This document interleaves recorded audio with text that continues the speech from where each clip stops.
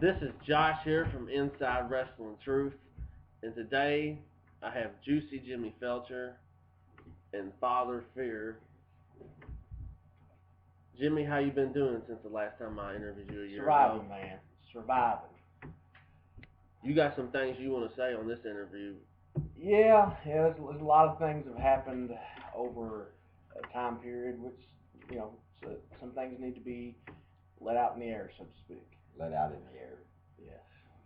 Now, there's going to be a lot of heat questions on this interview. Do you understand that? I understand that. I understand I'm also being recorded, and I understand you will use this in any way that you feel necessary to. Yes.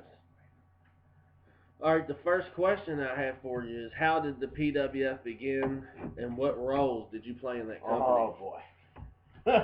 Let her fly, Jimbo. Actually, this one here says, The father. the father, if you will, says, we were going to start a radio show back then. It kind of got derailed. Said, John Bullard has been talking to me, and I said, well, I know him. I knew him as James Soley.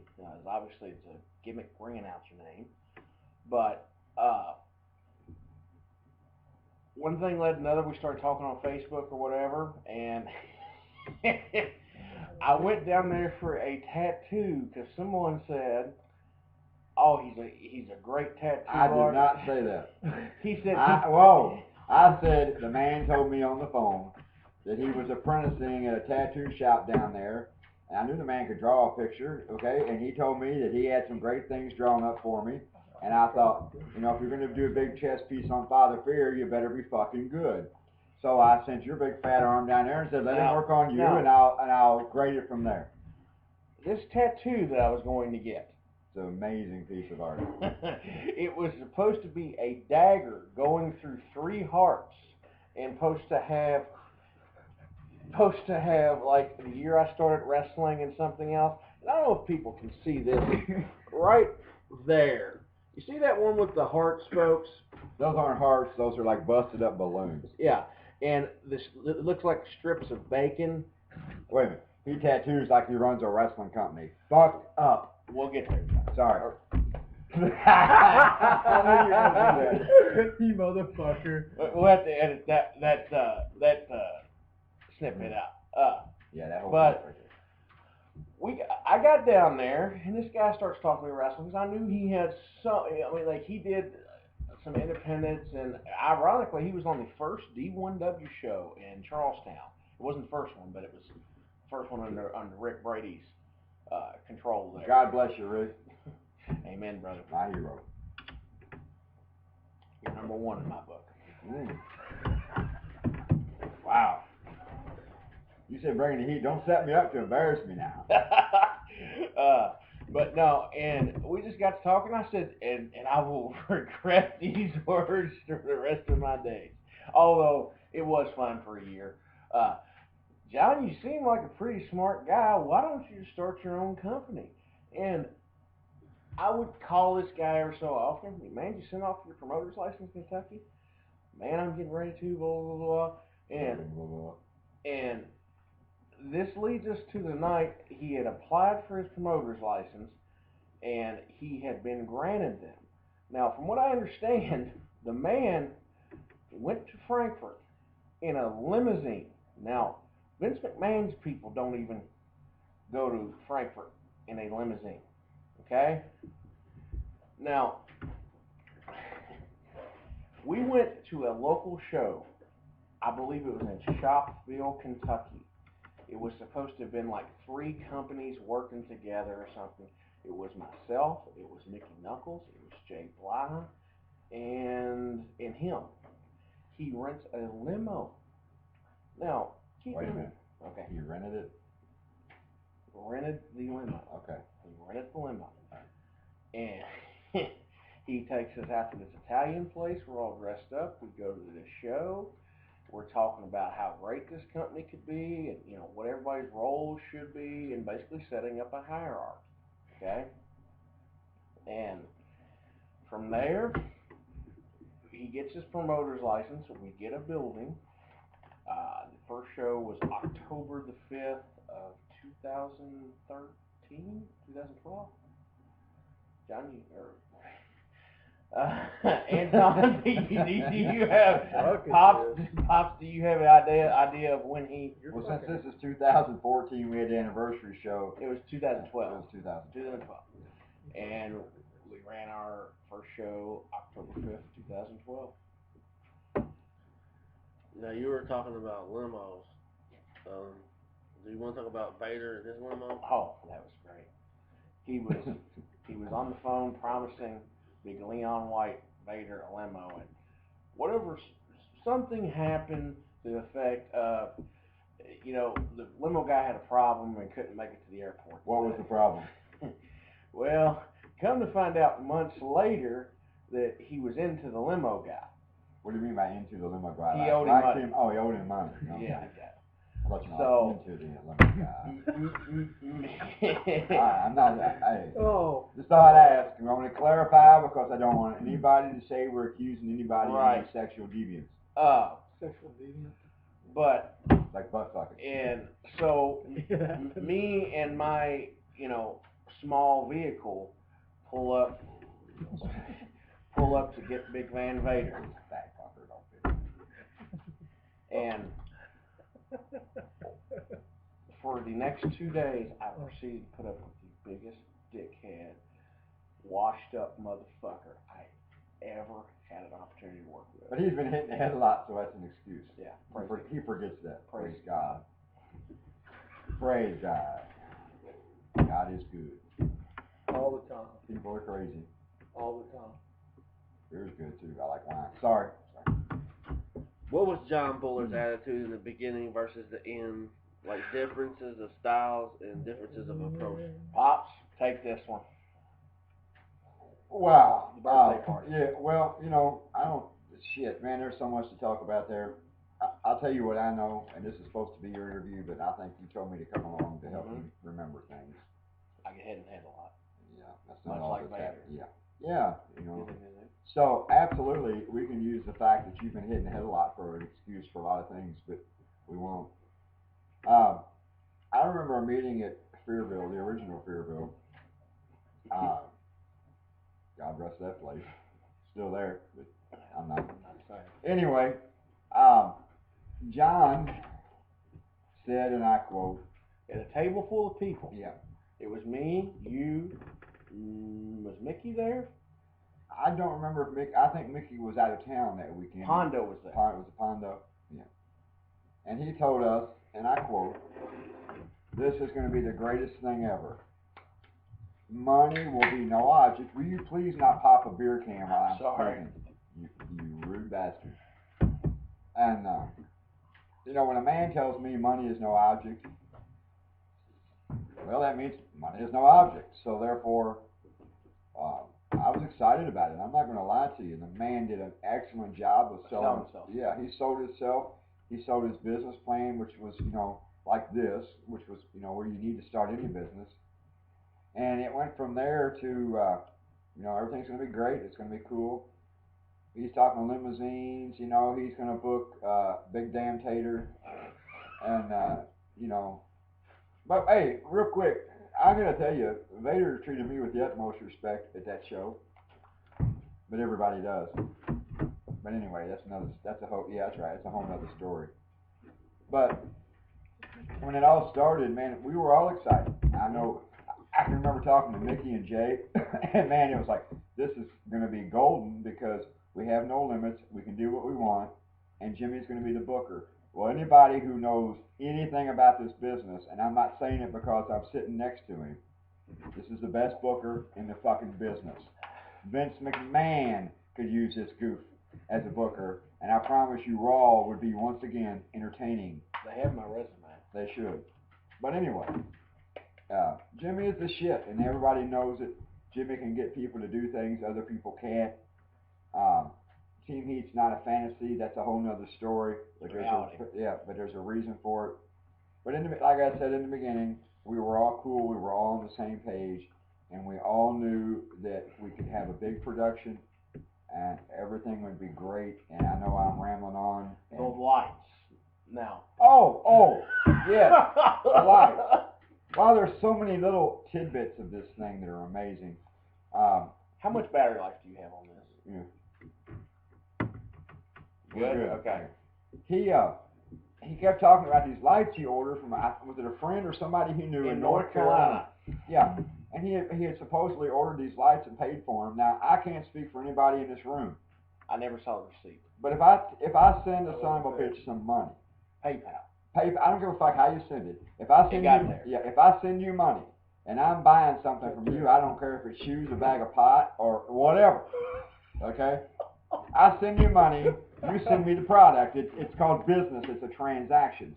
Now, he supposedly ordered these lights. Now, this is a small thing, just let you know what we're dealing with here. How long ago was that? It's been over a year ago. Well over a year ago. He still don't have them fucking lights. And I promise you, if he really sent the guy money, he never got his money back either. And that is just a small tidbit of how he did business. And we should have known right out of the gate when this shit started that something was not quite right. And I'm going to let you, this is your interview, and I'm not going to spread anything. So when you need assistance, let me know. In the beginning, it was money was no option. And somewhere, I attempted to book this card. Okay, now follow me. It was going to be Pondo was going to wrestle Vader, which obviously did happen. Now keep in mind, I didn't know the dollar value of Vader or anything. That was going off no money value. I wanted like the Briscoes, who were a hot fucking tag team in the Indies, to wrestle the Irish Airborne, which Jake did end up working for me later on down the line. But anyway, it comes down to showtime, and none of these lights are there, none of this stuff, and I will never forget. John was working, and I have been in the business since '03, roughly. Yeah, I know I am. And I'll never forget this box truck parked by his single wide home, okay? And I'll never forget loading up this ring by myself on this single wide. No help. And I kept thinking, boy, I hope we have some support staff. Because I don't think I slept 2 or 3 days beforehand because I was just so busy getting things updated, making sure things were getting done. They're driving me nuts on the phone. Yeah. And him and actually Digger made the steps for the ring, and they came down the night before on the Friday night. And you know, honestly, the only real complaint about the first show that I had was Vader was such a dick. Okay, he agreed to one price. Okay, which was out of this world. And Bullard, I'll never forget it, says, "Brother, we've got it." Okay, and we both were promised all these sponsorships. Kentucky Ale, which was a huge thing down there. Should have went for Arbor Mist wine. I highly recommend Flanagan. it. Sorry. Flanagan. But I believe the tattoo shop down there, I can't remember the name of it, came on, and then also an Italian place down there came on. What a great restaurant that was. Absolutely it was. John Bullard cannot drink wine, by the way. Sorry. It was a fun day. Yeah, and we had our first show, and Big Van Vader's 8x10s and pictures in the ring weren't going so well. And he comes back there, and I have a clipboard in my hand. And plus, I'm working on the first show, and just all this going on, and he says, where is this, where is that, blah, blah, blah, blah. He's trying to bully me around, right? I realized I had to kind of make a stand here for myself. And I'm like, look, dude, this is our first show, cut us a break. You've been doing this a long time. And I had a clipboard in my hand where everybody in the state of Kentucky, you have to sign in, license number, all that good deal. He slaps the clipboard out of my hand. Digger was on this show, and Digger from across the way, I see him turn off like that. And I look at him, and Vader says, I'm going to need $500 more to go out there. Now, in John's defense here, in the hotel room the night before, he put Vader up in, or he put Vader up in. He handed him an envelope with all the money they agreed upon. They shook hands. Business was supposed to be done. He had a bullshit training seminar. Okay? Charged the guys, I think, $50, $60, something like that. It's somewhere in that ballpark. And what they got for 2 to 3 hours was 90% telling these guys who did this how great he was. And, you know, I had this match against Sting, and what he actually taught them in the ring was how to hit the ropes and I believe clotheslines. I could be wrong, but it was very memorable. So it was just. I learned a whole lot. It was a shit seminar. I never did one other seminar. Can I interject something? Sure. Yeah, there was 2 cats that drove up from Nashville for that show, and I'm not going to mention their names. I know who they were. I ended up having lunch with them. And no, it was Claymore, and is that his name? And, doesn't he do like an Indian gimmick? Yeah, and they're cousins, and it's kind of cool because they actually become friends. They've been lifelong friends since then. I talked to them a lot. Nice guys. Sorry I didn't have anything for you. Yeah. I didn't mean to be a dick. I was stressed out. But it was funny. They said, "Hey, Father Pierre, I know you're a straight shoot. Should I really spend the last dime I got to go to this seminar?" I said, "Keep your fucking money. He's a fat, old, washed-up Christian bastard. All he's going to do is take your money and teach you something you already know. But it's up to you." So we went to lunch instead. I wish I could have went to lunch instead. It's good. He ate good. I mean, those cats were fun. I miss those guys. Get back down that way. I need to look them up. Sorry. That's the first show, and you know, we had on the first show Isaiah and Lennox. I believe it was the first time they ever worked. Great match. They really brought it. Virus and Dustin Ray really brought it. I unfortunately was so off my game due to lack of sleep and just overall stress. Mine and the Zodiac's match was not what it could have been. I will say that. Can I interject? Sure. I think he asked you about the first night, what it was like, not what the show was like. Oh, okay. Just trying to help you keep this because we're going to be here till daylight. Yeah, I know. I've only got one more bottle of wine left, and I know as well as anybody here before it's over, this is going to get really volatile. It's going to be bad. This is where you insert the commercial. Oh. Okay, Jimmy, when did you realize the financial situation at PWF was fucked? Wow. That's a direct question. I have to applaud you on that. Man. Second day. Must be related. The first show, everything came off without the hitch. He had the money for the payoffs before the show even started. The second show, however, he had some of the money, but he didn't have all of it. And don't quote me on this. I can't remember the hard figures, but I think before we opened the doors, we were like $500 short on payroll, and we were hoping to make that off the door. And just things started running behind it. Hardly any of the boys, now there are a few exceptions, always got paid.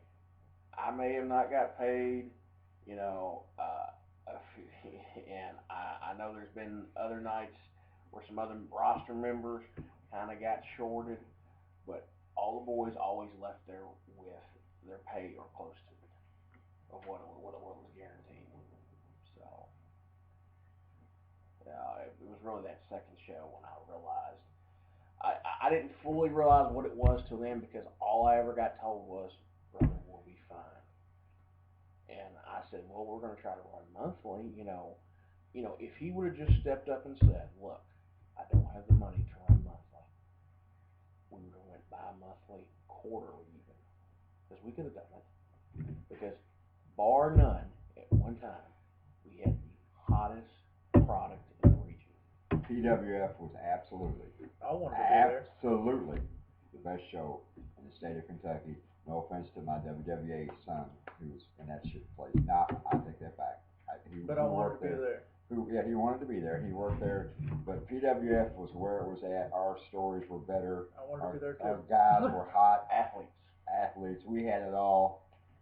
Entertainers. Oh, dude. I mean, the fan base of PWF was second to positively none. Right. Loyal people who deserved much more than they got. Absolutely. I don't care what, and I know this isn't my interview, but you know. Go ahead. Go ahead, Pops. I don't care what happened. I don't care how it went down, and I could sit here all day and tell you the total fuck yous that went on in that business. But I will tell you this, and I'll jump to the end of it real quick, and you all can fill it in any way you want. That last, at the very end, myself, this guy, and several others whose name I'm not going to mention because I don't need to, offered to work at PWF for a last show for free. So we could finish it and close it out the right way and thank the fans and really be respectful on the way out. That didn't happen, did it? And I don't need to tell you why it didn't. It snowed. It snowed. It sure as fuck did snow. You know, it fucking snowed, it fucking flooded, and Noah fucking built an ark. Okay? And giraffes came off. But if you want to get me heated, fuck over the fans, and that's exactly what you did. Now, if I'm pissing you off, I have all kinds of body parts you can put in your mouth. I'm not hard to fucking find. Sorry. Go ahead, buddy. Yeah. No, man, I get heated when you fuck the fans. You know, and I don't give a fuck what you do to me. I've been fucked upside down in this business by so many ruthless, stupid fucks. I don't care anymore. Jimmy's being all polite and shit, and I'm drinking. And I know I'm going to get heat from some of you guys. I have friends out there who hate to see me on these fucking interviews. Because they call me and tell me, dude, will you relax and chill out? I do not know how to relax. I do not know how to fucking chill out. When you fuck one of my people and you fuck with my family and you want to make us look stupid, let me tell you something, dumbass. You can get on Facebook, you can block me, you can do whatever the fuck you want to do, but at the end of the day, you will not silence me. I will get louder and louder and louder till people understand that you are a fucking lying weasel. Now, you're going to sue me, you're going to have your old lady with the fucking bug eyes come after me. I do not give a fucking shit. I hope you hear this, okay? And I know there's going to be collateral damage from this whole fucking deal. I do not care, okay? I really, honest to God, do not care. You have my fucking phone number, you know my Facebook. No, you don't, because you blocked me. What are you going to do? You're going to block everybody that disagrees with you? You sound like the fucking U.S. government. People don't like what you got to say, they fucking throw you in prison. Fuck you and fuck anybody in this business that thinks they're better than me and thinks I should shut up because it doesn't suit the way they think. Well, let me tell you how I think.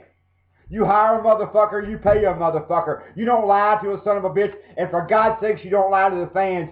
I'm going to tell you what, I might come down to PWF one day and sell some fucking promo pictures, bring some people with me. We'll probably outdraw the fuckers. We'll sit in the parking lot and have more people there than you'll have inside your show. We could have a cookout. We'll have a fucking cookout and I'll serve John Bullard burgers. Tailgate party. Tailgate party. We'll fucking Tailgate party. You know, and I know you're going to twist this all around and think I'm being violent, but I'm not being violent, John. You know me well. You even called me uncle. Remember that? On Facebook, nonetheless. You called me uncle, and I'm still down there riding around Corbin looking for that tattoo shop, barber shop, fucking clothing boutique. I ain't found that motherfucker What nowhere about the yet. bar? And then the bar over in England. You know, I got in the airplane, John, and I flew to England. I said, I'm going to go drink a beer at my nephew's bar. No, I really didn't do that, but it fucking, you know, why not? You tell people you got all that shit, I can pretend I flew to fucking England to get a beer. Just remember, we're big in Burma. We are big in fucking Burma, Matt. Hey, but anyway, you know, I'm drinking, and it happens every time when I drink. And it's the truth, though. It is the truth. And let me calm down a little bit because I'm going to take over this whole deal. I see it coming. But because Jimmy tries to be polite, and he tries to act like some kind of Methodist preacher, well, y'all know how I feel about preaching. Okay? Preaching's the biggest work in the fucking world. Absolutely. And I'm going to get on a whole nother tangent. But I will get back to this. Anybody that knows me, anybody that knows this con artist. No. Yeah. Anybody that knows my sons, anybody that knows me, I will flat motherfucking tell you the truth, whether you like it or you don't. I'm never going to shut up. I'm never going to go away. And the only way you're ever going to silence me is to kill me. And that means you've got to man up, throw a set of kahunas, and shoot me. You're not going to do it. Okay? It's never going to fucking happen. Shoot me anywhere you want. And that's not a challenge, dude. I just know how life is. Okay? Because I'm not threatening anybody, and I'm not putting out a challenge. I'm just flat telling you. All you people talk about what a piece of shit I am, what a piece of shit he is, what a piece of shit Team Heat is. Well, let me tell you something about Team Heat. And I didn't mean to take over, and I'm sorry, Josh, I know this is your show, but I got to get this out there and I got to get this off my chest. You fucking people who haven't figured out what Team Heat is, you will figure it out. Because you people, you promoters have made this little list of people not to hire, and it so happens I'm on that list, he's on that list, he's on that list. Let me tell you, I got others on that list. Well, we're going to make our own little list. Like I said, I'm going to be like fucking Santa Claus. I'm making a list and I'm checking it twice. And if you fucking run a promotion that is full of fucking goose and tight-ass backstabbing pieces of shit, I will expose you. I will expose you. We're going to have a Facebook fucking page that says hashtag Team Heat. And if you're a piece of shit fucking promoter, the world will know it. So you better stop and think. And the sad thing is, you stupid bastards, you have no idea who's in Team Heat. You have no idea where it's going to come from. But we will tell the truth. And I'm sorry, and I will shut up for a while. Jimmy? Yes, Josh. If you could talk to John Buller one-on-one right now, what would you say to him? Let's go to Richards and get some wine. Sorry. My main thing would have been just be honest with me. If you didn't have the money, say it. I could have understood. You know, don't think I'm working with a budget like this, or actually like this, when I'm really working with a budget like this. Okay? But the whole time, he made me and a lot of other people believe in the beginning that he had a budget this big. Okay, if you're going to run a show this big, and that's what he wanted a production right out of the gate, he wanted Best Kentucky, and my immortal words to him were, we have to make a statement this first show. Nobody else in Kentucky is bringing in names. Okay, Vader was just on WTV. Okay, he did some kind of legend spot or something. That was episode, for the Now, episode. However, I did not know how much money he had in the bank. And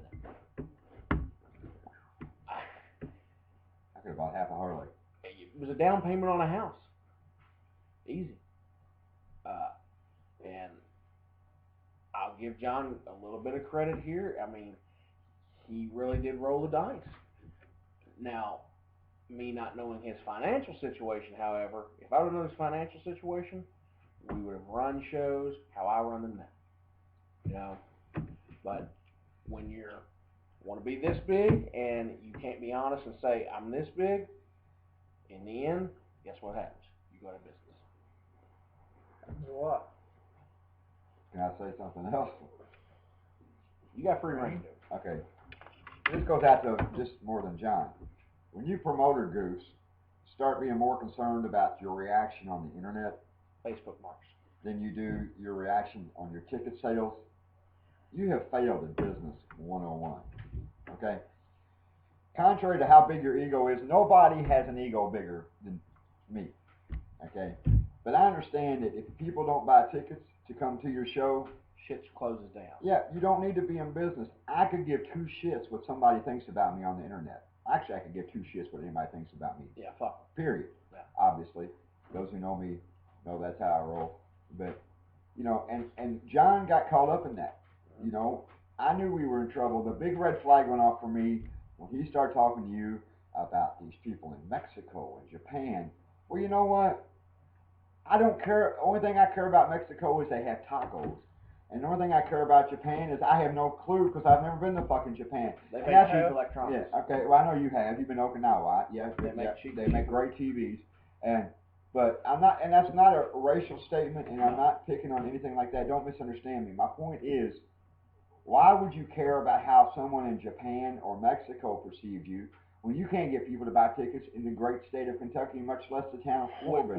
And I don't mean to cut you off, but when you forgot about selling tickets to people in Corbin, London, Manchester, East Bernstein.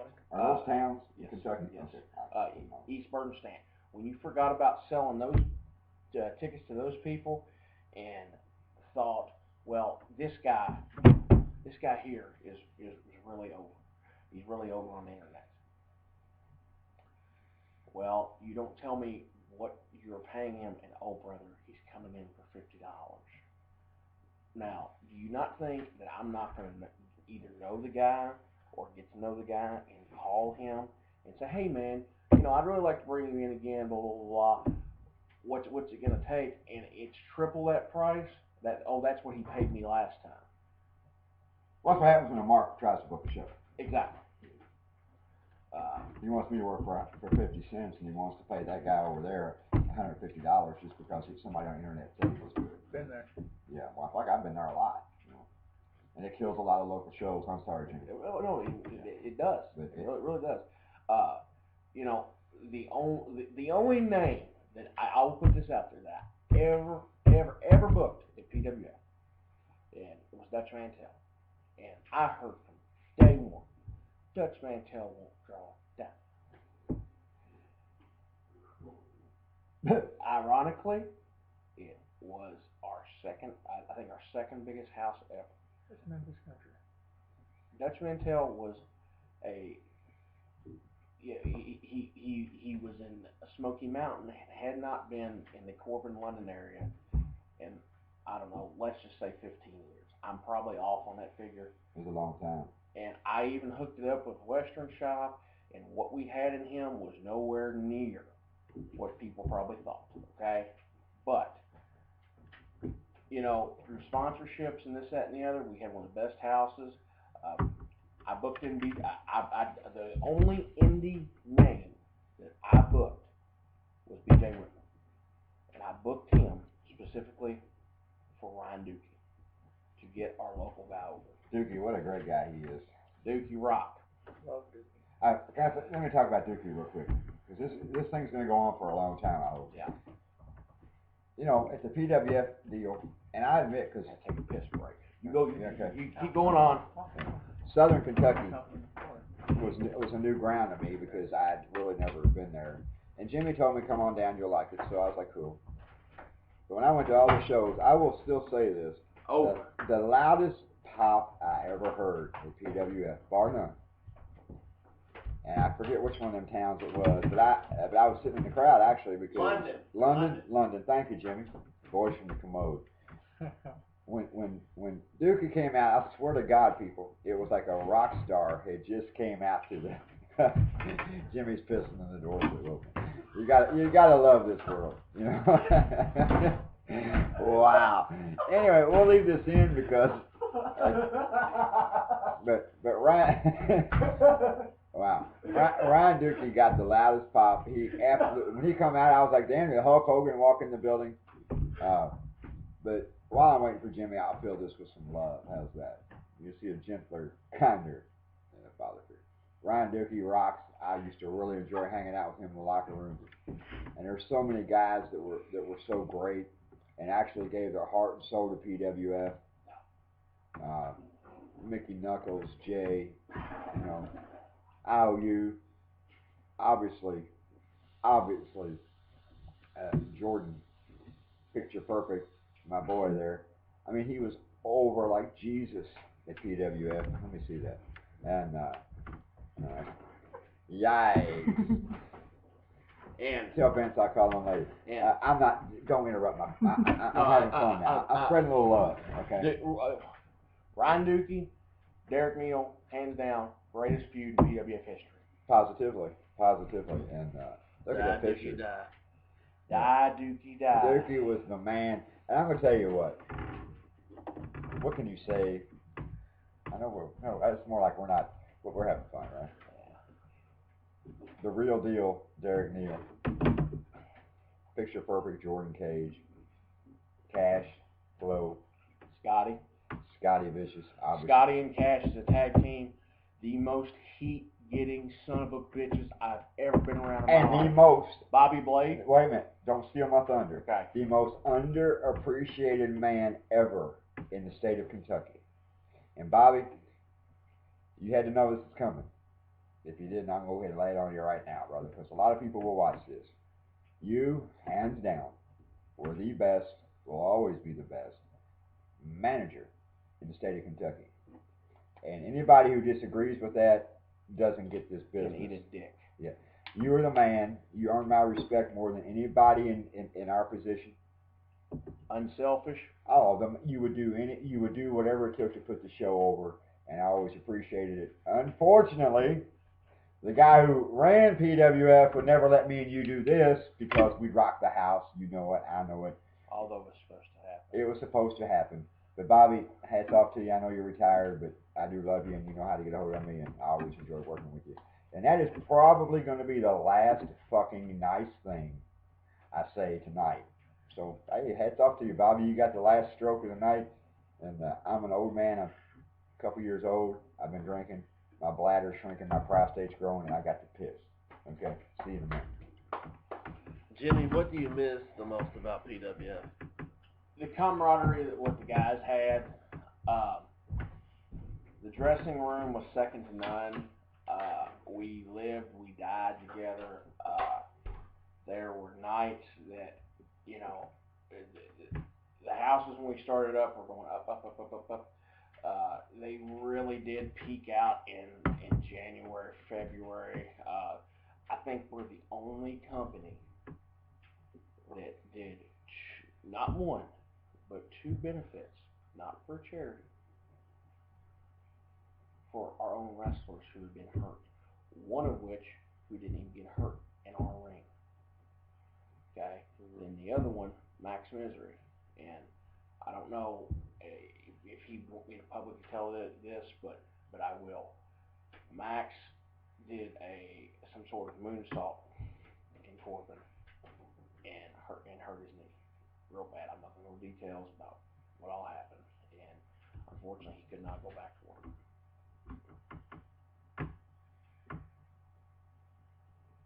You know, it felt really good to.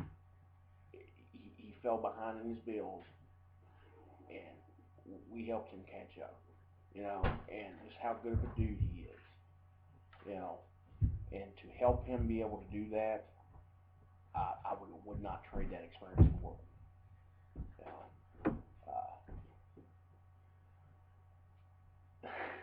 know, but no, just you know, the ability to be able to help Max out like that. You know, he's my brother. I love him. You know, just we took care of our own when it came time to do that. You know, when some sort of tragedy struck or someone got hurt and couldn't do anything or what have you. You know, we took care. But I'm mostly miss really the camaraderie we all had because we were tight. You know, that goes from the Nashville guys to Ohio guys to Jason Kincaid from West Virginia. Hell, I miss Cole Layton King. You know, he was a great guy. But no, it's just I really do miss the camaraderie of the guys, and I also miss the loyal fans down there because they were there, rain, snow, anything. They were there. They were making sure that they did their part in helping make it a success at the time. Is there anything else you would like to talk about PWF before we go to D1W? Well, I'm gonna wait for the old man to get in here, get on that one. No, like a lot of people don't realize how hard it is to book a show. You know, toward the end were the shows what they once were as far as looking at a card and seeing what you. They were really good shows. I thought our last real show we ran one more show in Buckmore, Kentucky. It was the school show, and which that show was a slam dunk with great success. That was our last show, but our last show in Corbin was in November of 2013. We, you know, I mean, that show had Derek Neal and Ryan Dukey and the like street fight thing we did, and then Menace wrestled young up and comer Caden Sade. You know, but at the time nobody really knew of him other than doing a few shots for PWF, and just through that, I think a lot of guys benefited from PWF and being able to move on in their wrestling career. That was coming. And Andrew was coming in January, but we unfortunately never got there. you know, we never got a true chance to say goodbye to the people who matter most, and that's the people who were there month in and month out, and also, you know, the boys. You know, uh, I mean, pops, do you have anything he asked me in closing of PWF? Maybe you can help jog me here before we. Do you have any questions on there about the relaunch?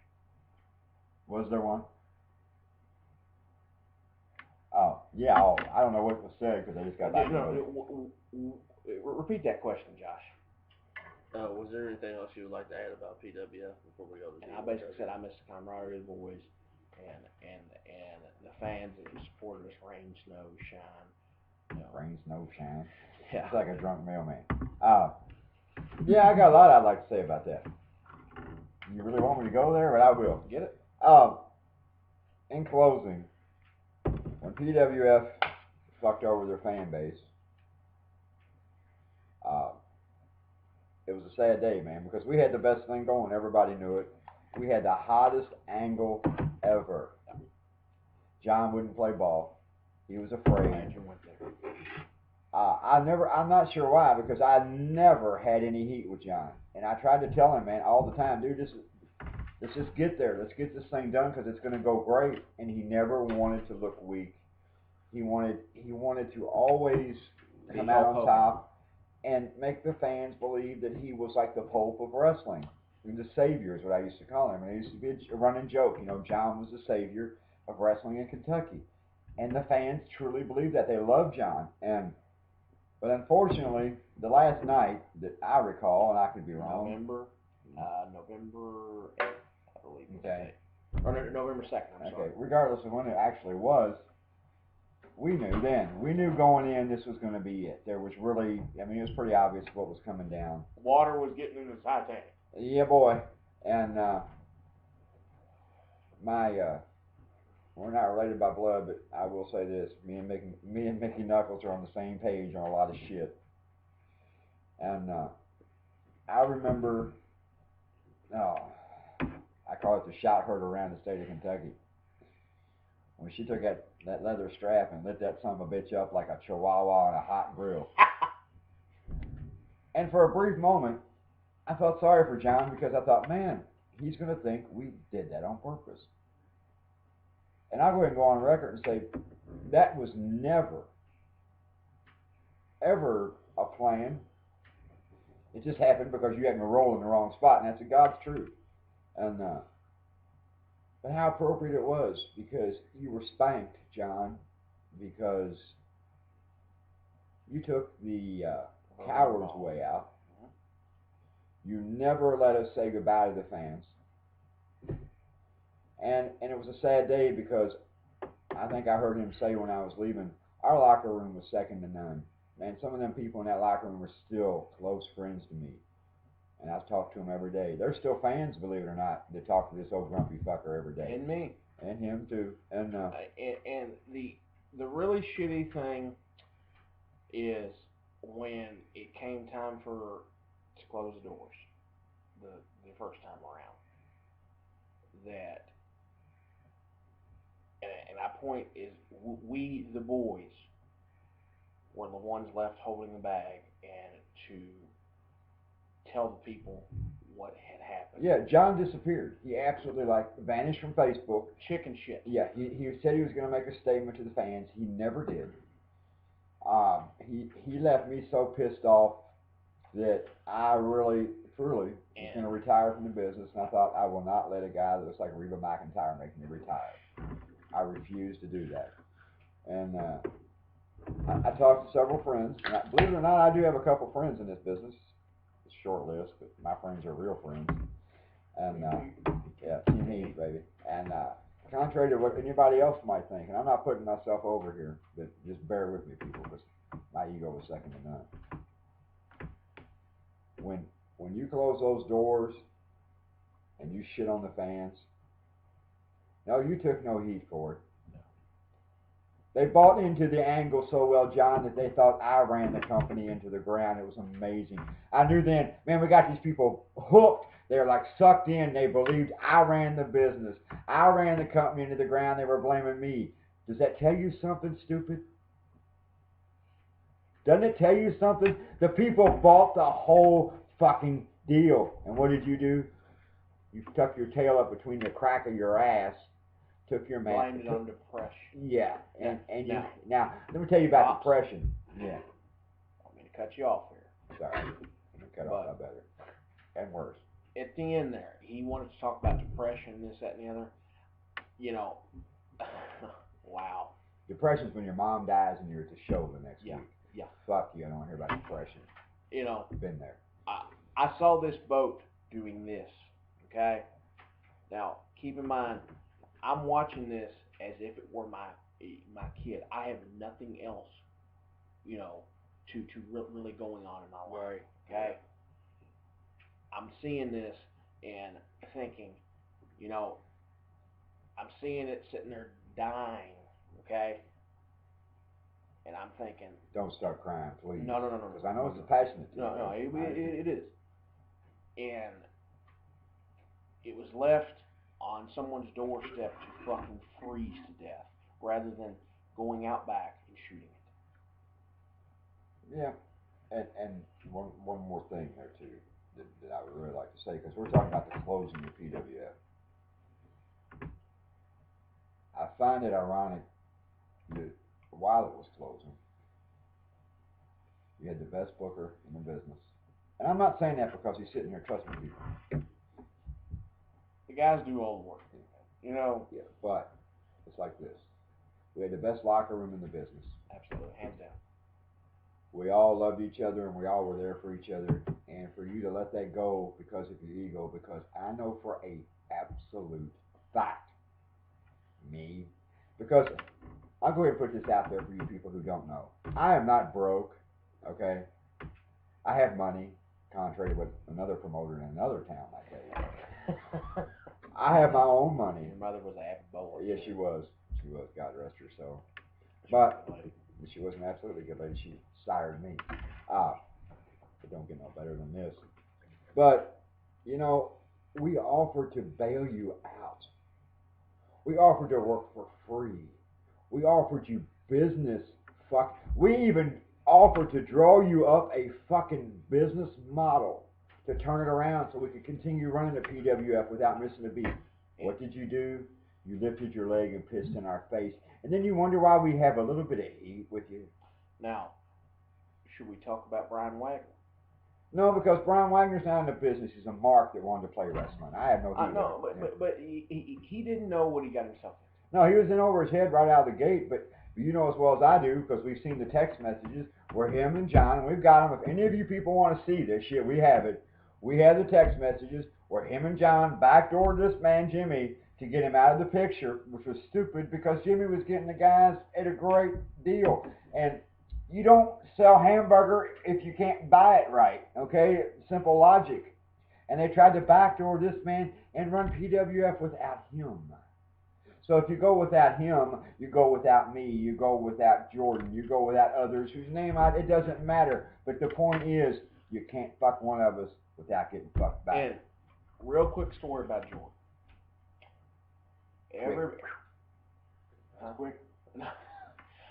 Everybody. Where's the barkeep? Sorry. More? Yes, please. Everybody who came to those events or saw the footage that was put up on YouTube. Did you fart? No, I didn't. Saw how hard Jordan Cage came to that show. He came there to that area as a relative unknown. And he rose from here to way up here. And what I will say is, you know, I'm sure people out there were saying, oh, you push him because he's your buddy or this, that, and the other. Let me tell you a quick backstory about me and Jordan. There was a time period where me and Jordan did not see eye to eye. I mean, we were cordial with one another, but we did not see eye to eye on things. And Bobby Blade, I called him and I said, hey man, what do you think? Should I give him a chance? And I said, you know, how is he, this, that, and the other? Bobby vouched for him. I said, okay.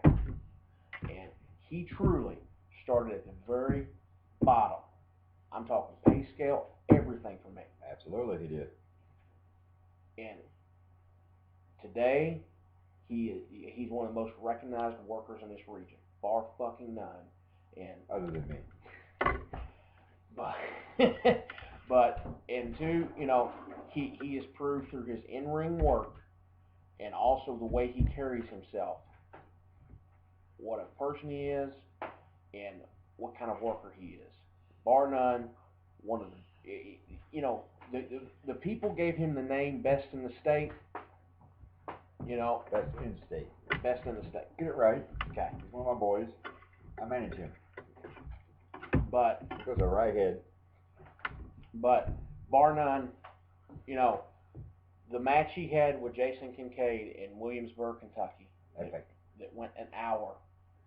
What other independent show in the region in Kentucky, you know, is putting on hour-long matches? And this is when Jason was NWA Junior Heavyweight Champion. So this was a epic deal. And they did it in front of, I believe, 80-some paid people. That's why I can't make no money. You only get 80 paid in the house. Right. That's rocking and rolling. But, you know, Jordan has a fan base like none other in Southern Kentucky. Mine's bigger. Can't help it, man. I just call it like You it got is. to put yourself over sometimes. Absolutely. It's all about me. But I guess wrapping up about Jordan, he was one of the big heart and souls there of that product. Funny you brought that up. Keep talking. Give me some fill time. Keep talking. I mean, the matches he had, I mean, I can name them, and he's even wearing his T-shirt. Yeah, my boy. When it comes time, when it rings that bell, hands down, best worker in the region. Yeah, he's great. He's great. I don't give a fuck what anybody says. People can say that I push him to he's my boy. Yeah, You know I've what? heard that a Fuck lot. you. That's your boy? Yeah. Really? He's older than you. Well, How'd fucking that amazing. You're better off than I am. Sorry, I don't mean to. How'd that work? Go ahead, ask more questions. Shut All up. right, now we're going to Jeffersonville, Charlestown, D1W. Boy, that's like a. My Corona. What's y'all's thoughts on Rick Brady? I love Rick. Great worker. I do love Rick. You think I'm going to bash Rick, don't you? I don't even know what This he's isn't doing. my interview, so you all talk, but Yeah. probably every time you bash him, I'll take up for him, so go ahead. No, in the beginning, D1W was a great concept. I actually met Rick through Bobo Brazil Jr. and MCIW in Austin, Indiana, in whatever spot town he was running. I love my wife. Stand by your wife. Oh, he still got that ring bell Digger gave him somewhere. Bobo Brazil, the man. One of the best fucking workers. Absolutely. He's a better actor than I am. But no, I mean, in the beginning, D1W was a great concept, and you know, and maybe Pops can speak a little bit more on this than I can because he was a little bit more on the ground level than I was. Oh, he started the second rising of D1W? But let me preface this. Yeah. Mike Ewing out of New York ran the first D1W show in New Albany, Indiana. Absolutely, he did. Mike Ewing's a great guy. Absolutely. Good dude. Got a little over his head on the first show, but nonetheless, he survived. And Rick Brady picked up the slack from there. And in the beginning, great concept.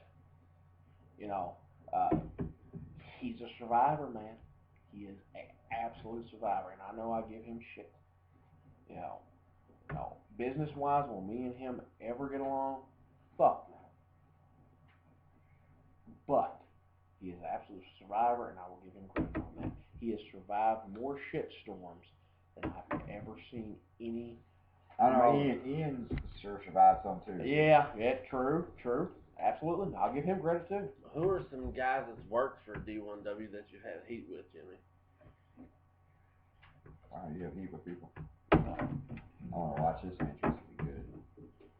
I'm like the color commentator here. He asked a question. Come on, Jimmy, tell us. Well, I guess we really have to preface this with Matt Douglas came in to the picture at D1W about, what, 6 months in? Something like that, 6, 8 months in? Yeah, it doesn't matter. Yeah, somewhere. I was living in Charlestown at the time, and I basically did Halcyon Drive. Halcyon Drive. Epic. Great days. But he came in 6, 8 months into the equation, and him and Rick, when they worked together, they were a great team. What did I tell those two? Do you remember what I told those two when they first got together? You all need to get out of the business together. Amen. Right now. Yep. I say, because you two are friends. If you stay in business together before it's over, you will absolutely hate each other eternally. What happened?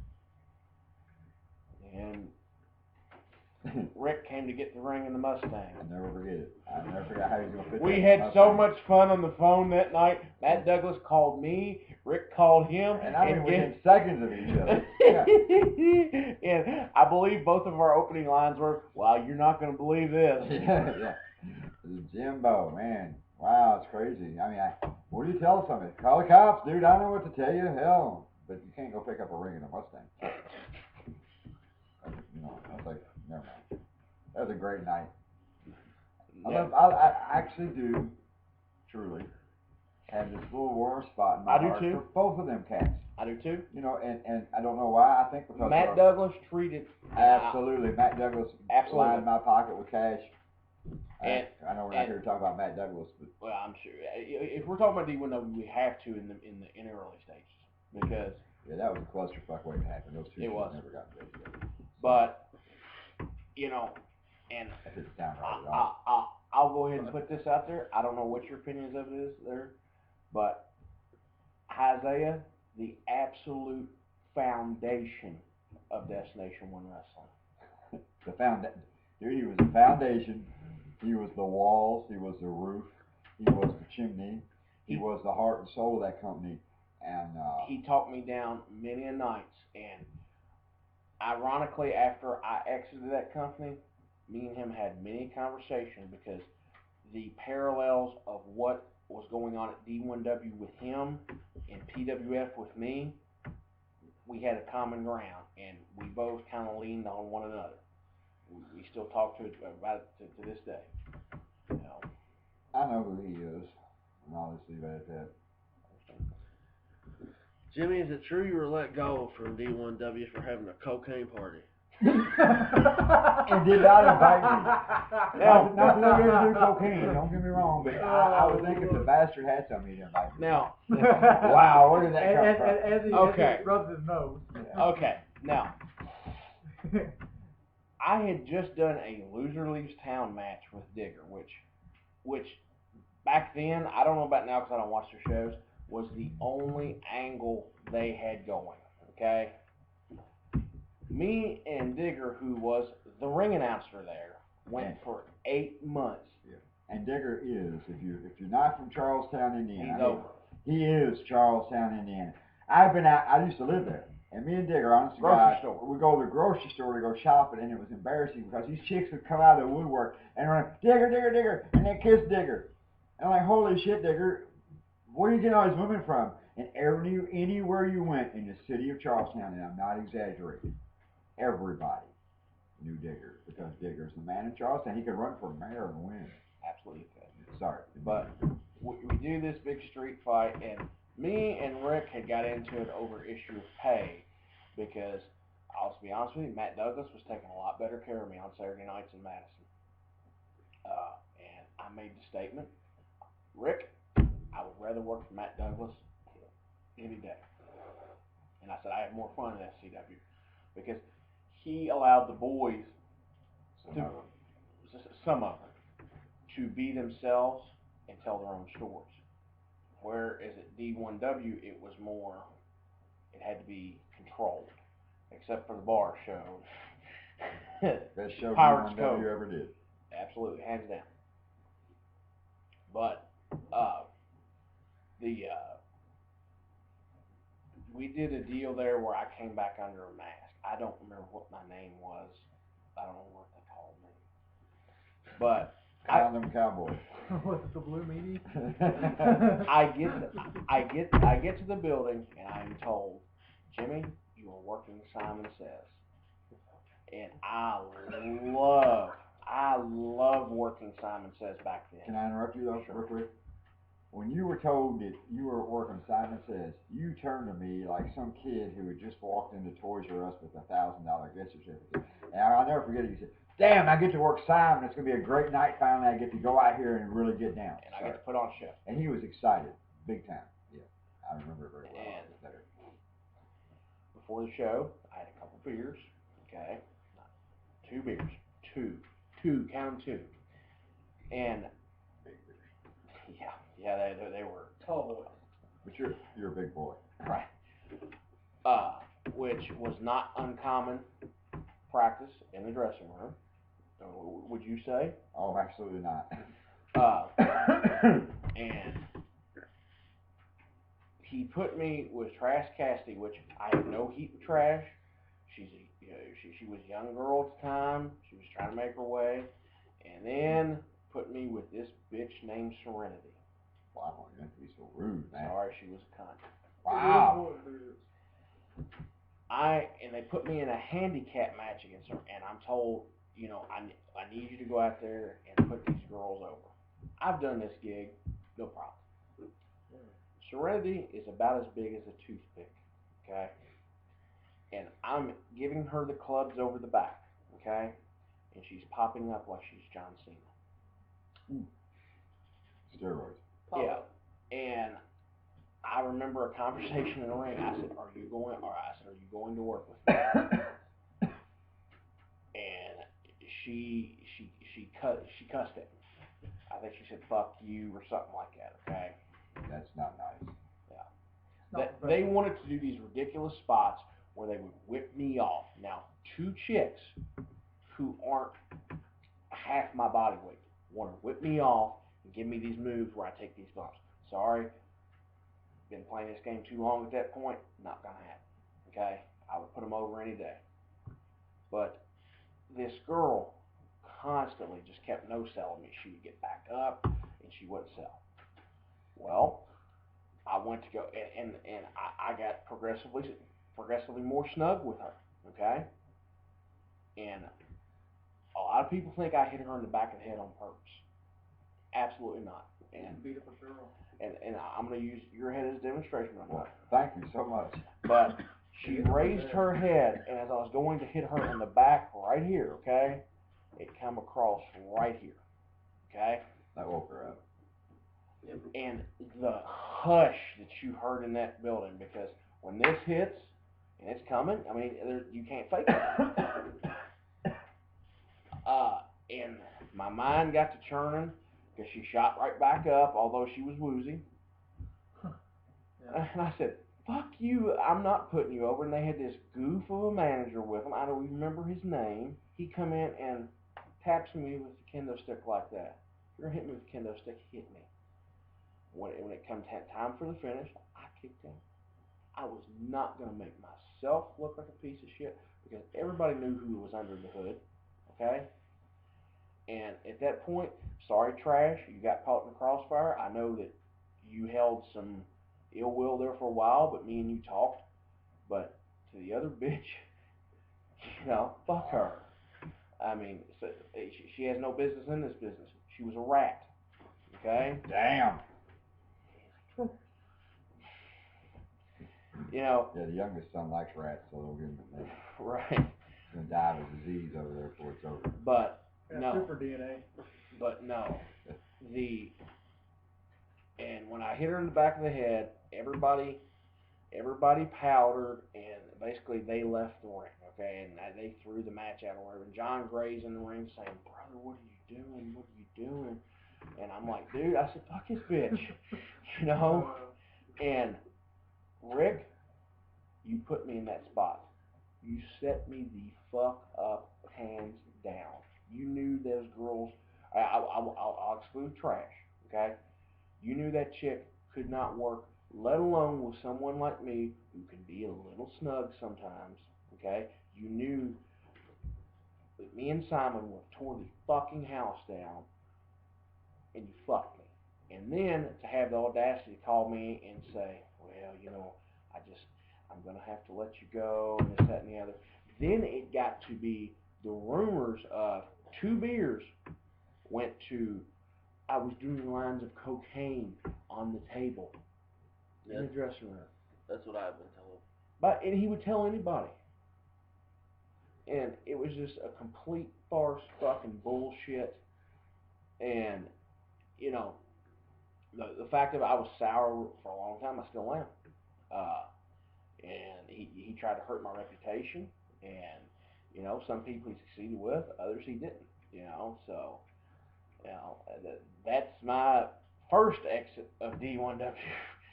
There are more after that. Because I was stupid enough to come back. Well, what's your take on that, Pops? On that night? Yeah. The best part was I was in the locker room and you were out there, and I think it was Mickey. Said, Father Free, you gotta get out here and check this out, man. He's knocking the fuck out of this chick. I was all right. Now, keep in mind, I had worked Mickey anywhere, and me and her always had snug matches, and it was just kind of the norm. She says, it's good stuff. So before I get out there, man, all the guys, if you've ever worked at D1, they used to have what looked like a bench, and all the guys, the boys, would stand up on the bench and look over the wall and watch the match. Well, I don't give 2 fucks what Jimmy's doing. It doesn't bother me. At that point, I don't think we even had, it didn't matter. And, but anyway, I hear all this grumbling. They're going, I'll kick that motherfucker's ass. We're going to go out there and kill this cocksucker. We're going to beat this motherfucker up. And before I know it, the whole locker room, they're going to beat Jimmy's fucking ass. And I'm looking around thinking, holy fuck, Jimmy's going to get killed because he's out here beating the fuck out of some chick. Well, number one, if you're a chick and you can't stand the heat, get the fuck back in the kitchen and bake cakes. But my deal is, no sell, you get sold. And, yeah, I'm a prick. Who cares? But anyway, I heard all these dudes in the locker room were going to whoop Jimmy's ass. And I'm sitting here thinking, this could be really good shit, man. I'm going to watch this big dude get his ass beat by a whole locker room full of motherfuckers. And it was like 6 or 8 guys. Oh, absolutely. And Matt Douglas was at the timetable, and he was going crazy. I'll never forget it. And anyway, I'm watching because I like to watch people, and I love violence, especially if it doesn't involve me. I'll be the first one to tell you, I love watching my fucker get kicked, like I said. But anyway, and my brother Digger was out there, and I knew if Digger was out there, he'd come back and tell me what the fuck was going on. Y'all ready for this? Are you paying real close attention, boys? This is good shit. I don't think anybody's ever told this story. When Jimmy came back towards the locker room, all these dudes were going to whoop Jimmy. Now, I will give Christian Rose the credit, which Christian has developed into a pretty damn good little worker. And let me clarify. When I say all, I don't mean everyone in the locker room. 6 or 8 people. Yeah, there was a group of guys in the locker room. And I'll give him credit. I don't know what his relation was. He said, yeah, man, you're a real piece of shit. And he did, yeah. And my reply was, well, I think you're a real piece of shit. So we didn't get over it. It happens. Yeah. But anyway, Jimmy came back into the locker room, and on his heels was Digger. Digger was so close to the son of a bitch, if he'd have stopped, Digger would have been stuck in his ass. And it was the greatest thing ever. Digger and Jimmy, and I know Digger better than anybody on this planet other than maybe his wife and his mother. And Jimmy and Digger are like nose to nose, But Digger's the only man in the locker room who stood up to Jimmy, and it was funny because all these guys that were going to kick Jimmy's ass were living through Digger. Okay, they all wanted to talk the talk, and Digger was standing there nose to nose with him. And like I said, I've known Digger forever. And when these two were going at it, and I realized Jimmy didn't back down, and I forget what it was, Jimmy did one of these moves, and I never saw Digger make a fist. And I was like, what a fucking work. Digger's taking the whole heat of the locker room, bringing it on his back, getting in Jimmy's face to keep Jimmy from getting his ass beat, and the fucking boys in the locker room thought Digger and Jimmy were going to fight, and I'm just looking at the floor laughing. I thought, you boys do not know Digger. Because I'm here to tell you, if this goof would have drawn back on Digger... And I took a step toward him. Yeah, that's what it was. Jimmy stepped towards Digger, and Digger did not swing on him. Because I'm here to tell you, if Digger was going to knock your fucking lights out, Jimmy, when you stepped towards him... It would have been over. He would have introduced you to Jesus, Mary, and Joseph all in one time. And Absolutely when Jigger would. didn't swing, I knew right then and there, you have worked the whole fucking locker room. Good job. And I was fine. I just sit back and drink my Mountain Dew and had a good time the rest of the night. And then all of a sudden, wow, man, my phone blew up. Jimmy was a woman beater, and oh God. What an angle they could have had out of that. Exactly, because see, had I been the booker, I'd have been billing Jimmy as the biggest, meanest son of a bitch, no count piece of shit that beats up women. Sorry, it sells. Because it's reality. It does sell, you know, because most women. Beat up women? Oh, absolutely. Beat up women, knock them around. I mean, that's not personal. I mean, I don't really. I mean, if you're going to sell heat, sell heat. Wow. We're going to talk about bondage. Hey, What's man, y'all's opinions on the WWA? Oh, no, that had nothing to do with my opinion. Sorry. Wow. No, seriously, fellas. I, you know, it's funny because I thought we were still on D1W. Wow. We're moving on. Okay. Because it's funny because I had a telephone conversation. I believe it was just 2 nights ago, or maybe last night, with my youngest son, and we were talking about WWA. And I don't give a shit what anybody says about them. Don't want to hurt anybody's feelings. WWA has the best production, bar none, in the state of Kentucky. And I will absolutely agree with you on that. The Waddells put on an absolute 100% great production. Doesn't mean I agree with everything they do within that production, but their production is good. And I don't really know. I think I saw my youngest son is here. Where did I see their show at? Their youngest son, Andrew? Livermore. Livermore, thank you. See, I don't ever travel without my kids. I got to know the way. Rock show. Yeah. And When I came out, rock show. yeah. Livermore, is that where it was? Yeah, Livermore, I go to so Kentucky. many fucking shows. In between Central City and Owensboro. Okay, thank you. Yeah. You heard that between Central Nick City. Depp's hometown. Yeah, Nick Depp's hometown. Hi, Nick. But it was. Hello, Nicholas. And I think that the interviewer here didn't really ask me that question, but I didn't mean to step on you, Jimmy. But just because I had this conversation the other night about it is why I immediately jumped into it. No, but hands down, the best production in the state, bar none. If only the in-ring work could be comparable, but in somewhat of defense, those people there don't know good in-ring work from bad in-ring work. Are you talking about the fans? Or talking about the people that run the show? Both, yeah. Well, you know, I can tell you this. I was, God, I hate to say this. I put him over, you know, because I'm honest. Anybody who knows me knows I'll tell the fucking truth. I just call it like I see it. I went down there to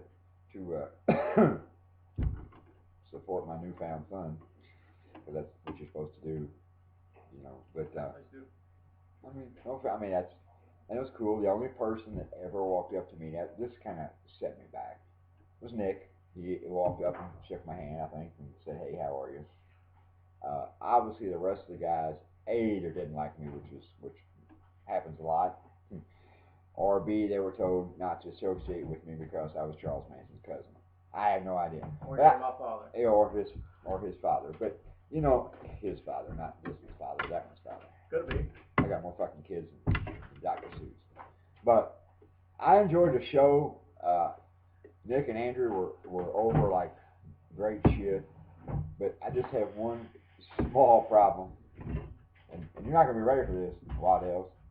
Because my small problem, I know right now you're going, holy fuck, what's he going to say, aren't you? Got you hanging, swinging.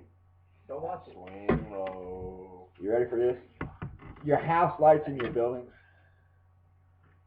Cut them down when you guys come out. If you're going to do shit, man, with lights and stuff, make it happen.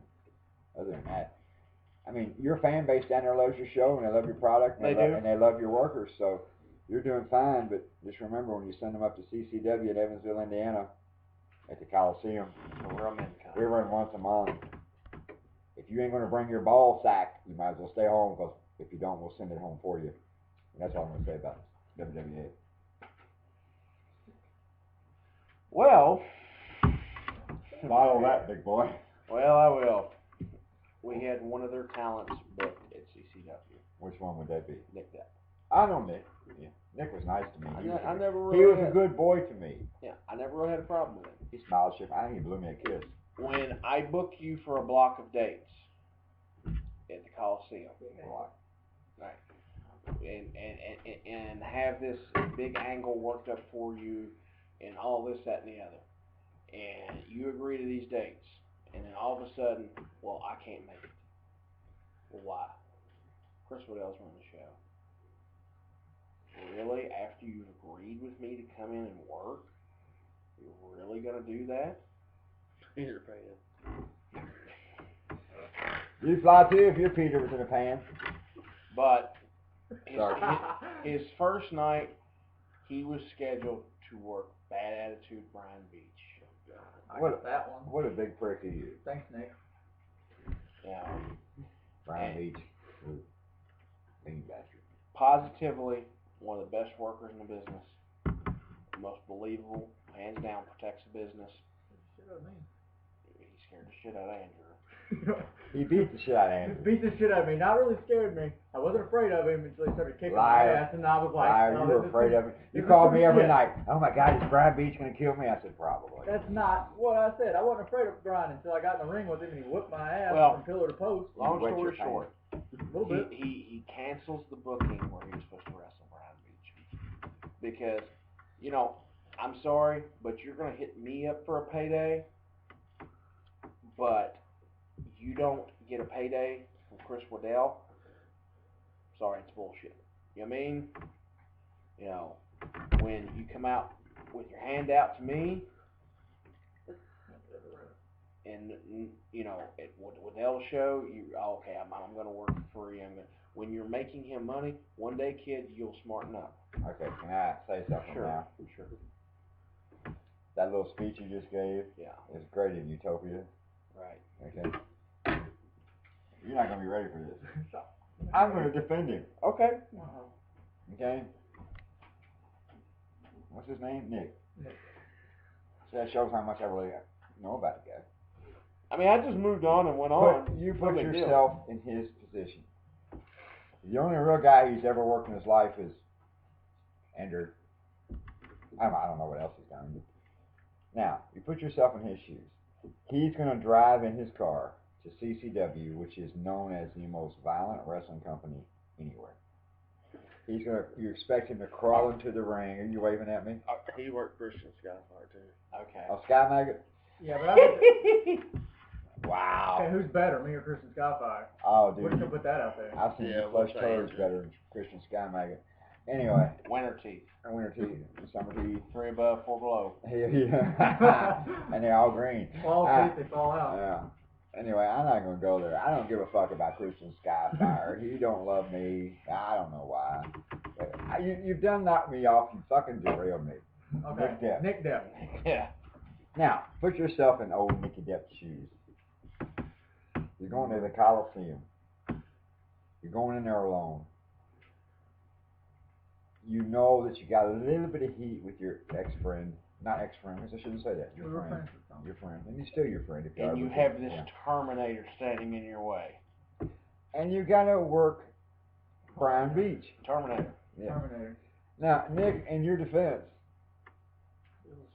if I had to get in the ring with that psycho fuck, I think I might just stay home too. Okay? Brian, you're watching. I ain't forgot about you either. I ain't got to calm down. I got shit for you at CCW. You ain't gonna like it. I know we're not here to do that, but you know, Nick. Seriously, you put yourself in Nick Depp's shoes and I roll was into in Nick CCW. Depp's shoes. You were Nick Depp's shoes, but you're my kid. I'm a badass. Yeah, you're a badass. Brian Beach beat your ass around too, but you hung in there. I'll Yeah, give you but I that. beat his ass a little bit too. You got a little bit, but he knocked a holy dog dicks loose out of you. Shit. I'm a new man. You cried for 2 days. Jesus Christ, don't ever do it to me again, Dad. Yeah, remember that? A little bit. Yeah, I remember it. No, you don't have companies. You and your fucking owning half a company. You know, and the sad thing is, you know, and I know, and he knows, and he knows, and she knows. And that one knows, and everybody else in this house. Ghost in the house. All the ghosts that float around, and I'm getting a little bit loopy. And that means the interview is probably going to be really stupid from this point on, unless you all remove me from the room. About to get dumb. Nick Depp. Nick Depp. Yeah, thank you. I got to get back on track here. Nick, I don't blame you for doing what you're doing, but you really need to stop and think, because in the future, you cannot do that to people when they have a whole deal. you know, planned around your arrival. Because there were some people who really wanted to pull your toenails out and shove them up your ass. But being the compassionate fellow that I am, I said, no, let him go. Because he was nice to me when I went there. What town was it? Livermore. Livermore. Nick, that's hometown. Yeah. Nick, if you wouldn't have been nice to me, you probably wouldn't have feet. So, hey, thanks, Father Fear. Can I say something? No, you can't. Yeah, say something. You might as well jump All into right. it. He's got to put his puss in Here, there. I'll No, you stay there, because I got Say that. I'll go to the laboratory while you're doing the where? Lavatory. That means the prison. Alright. Josh, are we losing control here? Are we No, okay? we're Are you fine. cool with all this? This is different. I like it. This is different? Oh, it's different. All right.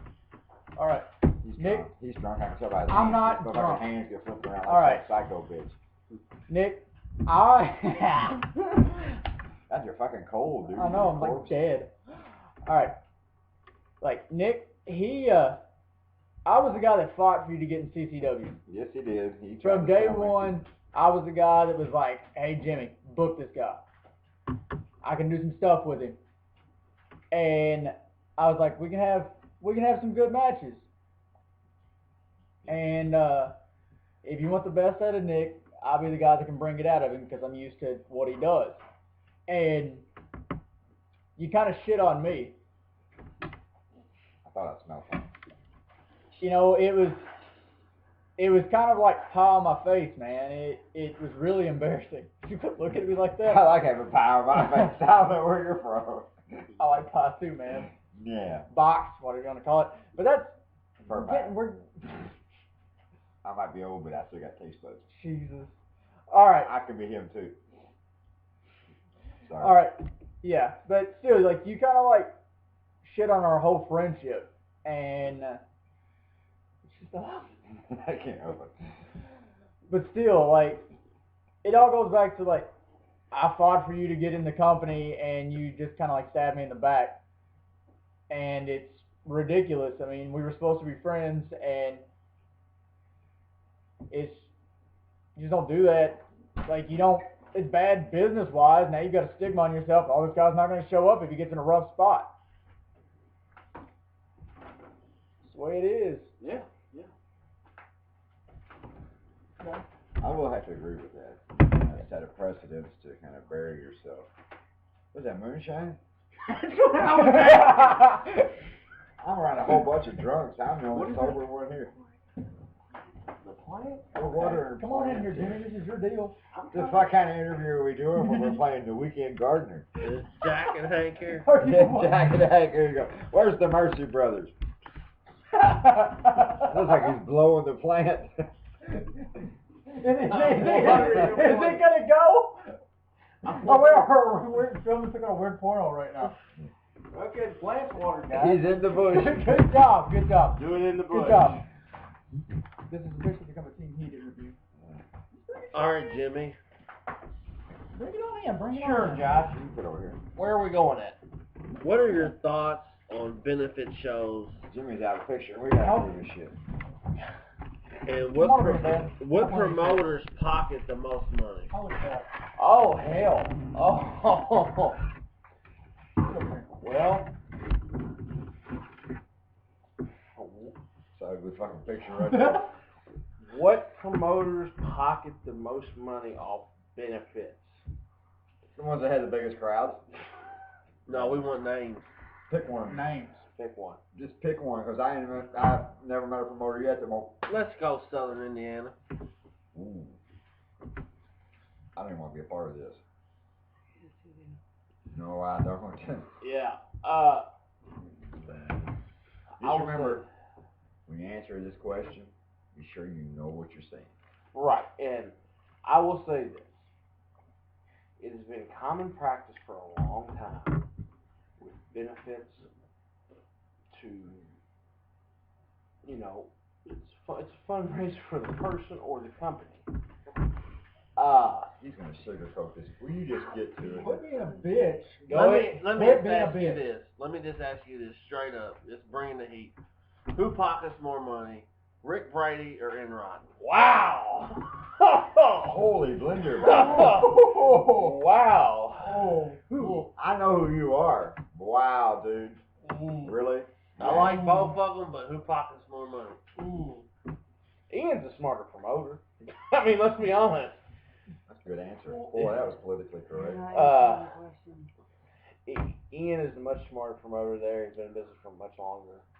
There's a reason he's in business for as long as he has. And he went from having a shit reputation, now he's somewhat back. Somewhat back. He's Son of a back. bitch is rocking. Yeah, he is. I mean, I have people inboxing me all the time. Hey, you been to the IWA show yet? And I did go to the first one. I think I went with you and your lovely wife. And I like Ian. I've always got along good with Ian. Had a great interview with Ian. And that's the way it should be, man, because you shouldn't have to know all the dirt on these people. Yeah. And John Williams is just, John is a really good guy, because I think John is probably pretty cool. You know, I've never had a problem with John personally. I see people bashing Ian all the time, and then they go work for him, but we'll get to that a little later, okay? Oh, yeah. Yeah. Boss. Boss. John is boss. Boss. John Williams is boss. Actually, that's our next question. What's your thoughts on people bashing the IWA and then going to work there? Complete bullshit. Would you like to mention any names on that? Careful where you tread. Yeah, no, I'm not treading.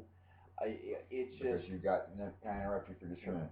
And the reason he's not, it's not because he's sidestepping the situation.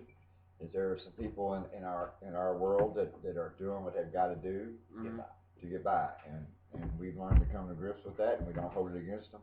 You just won't see me there. Yeah. You know, you might see me there. Hey, John, you want to bring some heat to your company, but you won't hire me either because you think I'm a cancer, but that's all right. you know, We got pizza coming. Oh, you love food. Okay, Jimmy. What's the worst company in Southern Indiana and the worst promoters in Southern Indiana? Jesus, I'm glad I got to leave on this because I got to go smoke cigarette. Oh, you ain't hold me in on this one, baby, because... No. I think, positively, the worst promoter to work for in Southern Indiana, although I've never worked for him. Then how can you make that statement? I've known people who have. Well, it's like saying you know people who had gonorrhea and you know how bad it is. I never had gonorrhea. I believe you even worked there at one point. Hell, you owned the company at one point. Oh, fuck. Damn, sell me down the river. Well, I mean, you were was a half or full owner of Evolution Pro Wrestling. He was the boss. He was the man. Oh, you cocksucker. Wow, really? You're going to go there? You want some heat here? You brought a devil in, didn't you? First of all, you didn't ask me the question. You talked to you. No, I mean, I just heard they would beat guys out of money. It was, just a place that runs shows on Thursday nights. And roll your skates. At the roller skating building. And, man, it's just, the lies add up after a while. Him and Skyfire. Sky Maggot. But, it was just a farce of the wrestling business. I'm sorry. I mean, I don't know what it is now. I haven't seen any of their shit in a long time. Nick Glenn, who books that show now, me and him talk from time to time on Facebook. Me and him get along. But as far as Cage and Skyfire, I have zero fucking... Okay, I was quiet long enough. The last show that I was at, I watched one of the guys on the roster, which we call a worker. That means that you're paid to do a job, and you do what the booker tells you or the promoter, depends on how the setup is. And I sat there and have never in my life been as embarrassed and fucking humiliated as I was when I watched a worker stand up to the co-owner of the fucking company, browbeat him, call him a no-count ignorant piece of shit. Do you remember that night? I was there, okay? You were there. Who was he? I watched you stand... I'll give you the fucking names. It was John Calvin and it was fucking Cage Cutler, and John Calvin proceeded in that locker room to call Cage a goof, an idiot. I don't care. Right, Beach? Yeah, he was. But anyway, he proceeded to tell Cage Cutler what a piece of ignorant shit he was. Okay? Now, whether you like Cage Cutler or you don't is irrelevant at this point. Should have nutted up and told him to get the fuck out. That boy who was under 18, no heat with you, John, no heat with you, Ian. If you got it, I don't give a fuck either. But the point being is, Cage Cutler, you should have stood up and said, "Excuse me, young feller. Why don't you put your shit in your duffel bag, stick it under your fancy little arm, and walk your ass out of my company?" No, you didn't do that. You embraced his daddy and hired another family member as your booker. It's your business. You run it how you want to. I don't care. But I'm here to tell you, on that night, I knew I'd never be back. When you let your employees call you an ignorant goof in front of an entire locker room, and all your peers, and all you can do is say, "We need to go talk in the office and get your daddy. Ian, you need to come with me." Okay, we need to come in here together, and we need to work this out. Now you know why. I'd have worked that motherfucker out and said, "You're fired, never come back in my building." But that's just how I operate, because I actually came up through corporate America. Unlike most of you goofs who have never held a job in your fucking life, about being a garbage bagger or a grocery bagger or whatever the fuck you call it. That's honorable business. It is. I was in the pizza business. I love pizza. There's pizza here. But my point being is, Mr. Cutler, when you started a business, I said I'd get in there with you, but dude, I knew right away that when you let your people walk over you, that's not how you do business. And it was embarrassing to me for you. Embarrassment is business. I was embarrassed for you, okay? And you can take that as a dig. You can take it as however you want. I'm just being real. When you let in any business, when you let your employees stand in your face and say, "Fuck you," and you do nothing about it, that sends a really bad message. And I had to tell the youngest one here. I did not tell him not to go there. So let's clear that up right now. Have I ever told you where to work? Have I ever told you where to work? This is truth. You can ask anybody who knows me. I have never, ever. This goes to Cage Cutler. It goes to Rick Brady. It goes to Sam Cosby. It goes to Eric Draven. It goes to, the list is endless. I have never told anyone where they can work. I know you some bitches think I'm some kind of mind reader and I control the masses, but I do not tell people where to work. So if you hear any different, it's a lie. But that's just why I'm not there. And when you let workers, when I walk in the locker room and a worker's telling me what I'm going to do, and I tell the worker, "No, I need to talk to the booker because that's how this works." It's supposed to work. Yeah, and I'm looked at like I'm a goof. I knew I didn't need to be there. But, hey, it's your shit, it's your business, your company. You do what you want with it. But absolutely. Good luck. I think you see where you're heading. Are you even running anymore is my next question. Now, I know you ran to a strip club or something. What crack house did they pull Mitch Ryder out of? They have one of those 24. Wow, Mitch Ryder's back in town? Yeah. The boys are back in town? What about that big show in Corden? Which one? Oh. Mitch Ryder. Oh, yeah, man, we did a Mitch Ryder show. Nobody showed up and they canceled it. 8 people, 8 paid. Yeah. And Wolfie D was on the call. I was going to say, and I think Wolfie D was ready to hang that son of a bitch from the ceiling. Wolfie was like, "I'm going to kill you. You are not leaving my presence, dude. I'll go to your house with you." They went to Radio Shack and got the PA. God, it was great shit. It was too late for them to return the PA because Radio Shack had closed. And I was watching Wolfie. I swear to God, I thought he was. What's the guy? The other guy? Shane Williams. Shane Williams. Shane Williams. Great guy. Yeah. And I mean, I thought Mitch might not get out of this building. I'm fucking fine. I mean, Wolfie, he's just bad guy. He scares me. I mean, Wolfie is like a fucking house. He's a great dude. He's over going, "This motherfucker going to pay me, motherfucker. I promise you he's going to pay me." And every time Mitch would move, Wolfie go after him. "No, I'll go to your house with you. You're going to give me my fucking money." That was a great day. I got to pee.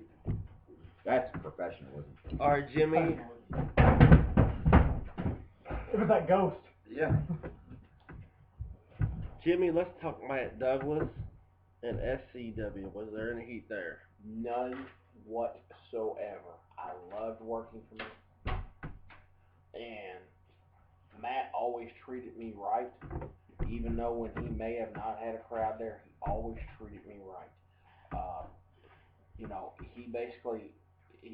He basically let me and a few others have free reign and just told us, "Hey boys, this is where I want to be at," and we got him there. And I think through that, he had one of the best shows in the area at one time.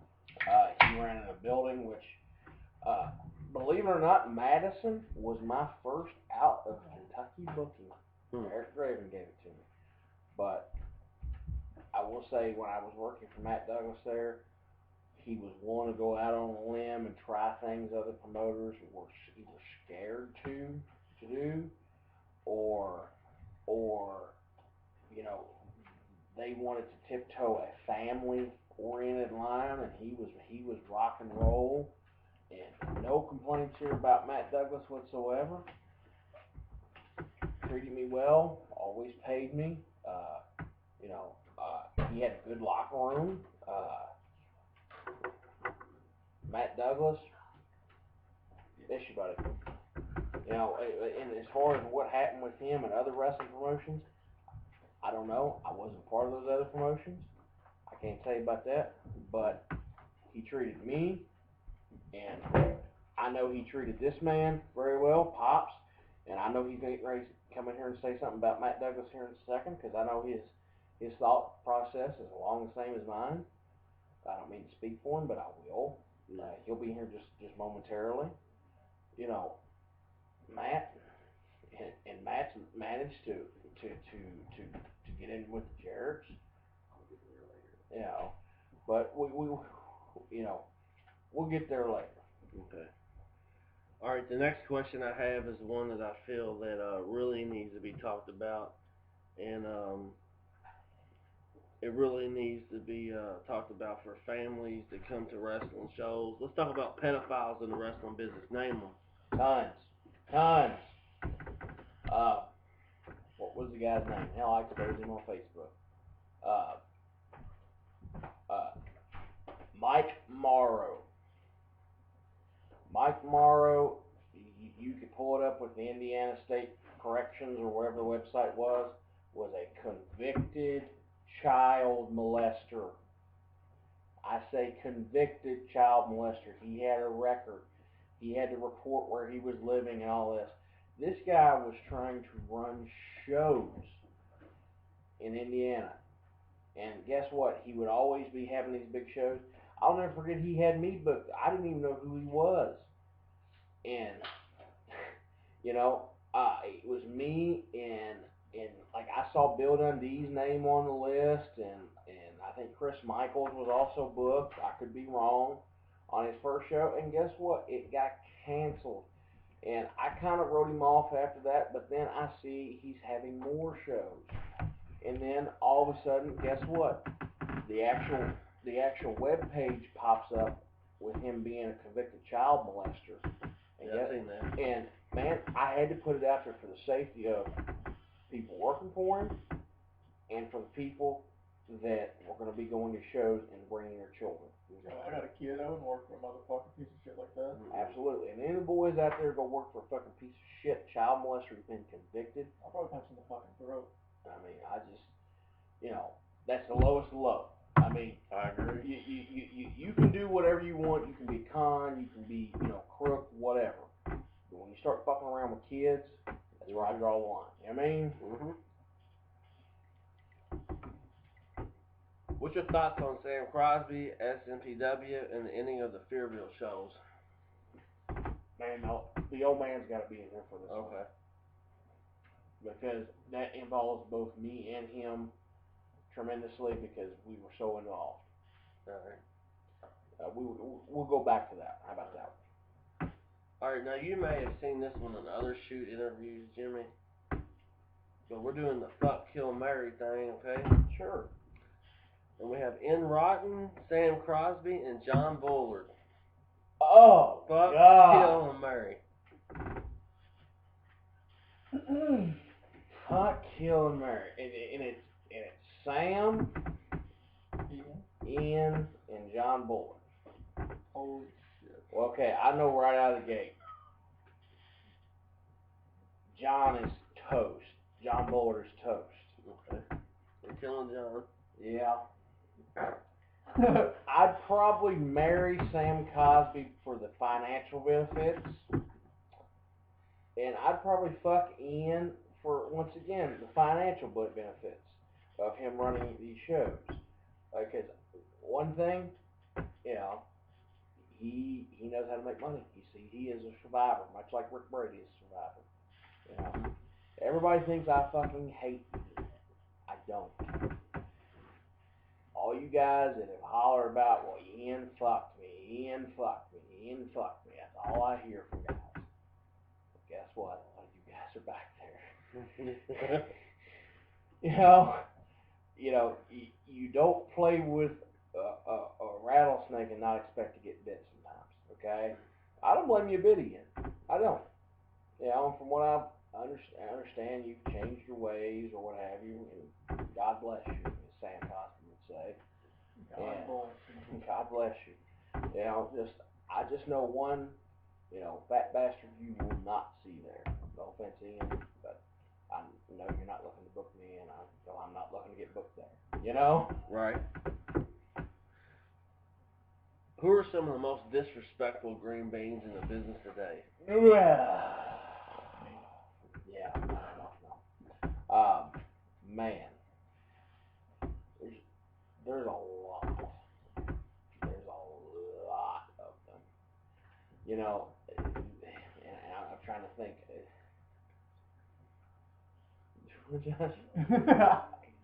Oh, thank you for reminding me. Anderson Fear. Josh, thank you for reminding me. This is how out of mind he is to me. A guy who trains you put his last name in the family's last name on him for a reason. He wanted to go out there and do all the hardcore and swinging the chairs and barbed wire and all that happy shit, okay? And long story short, he took a shit all over Alistair. Disrespect the family.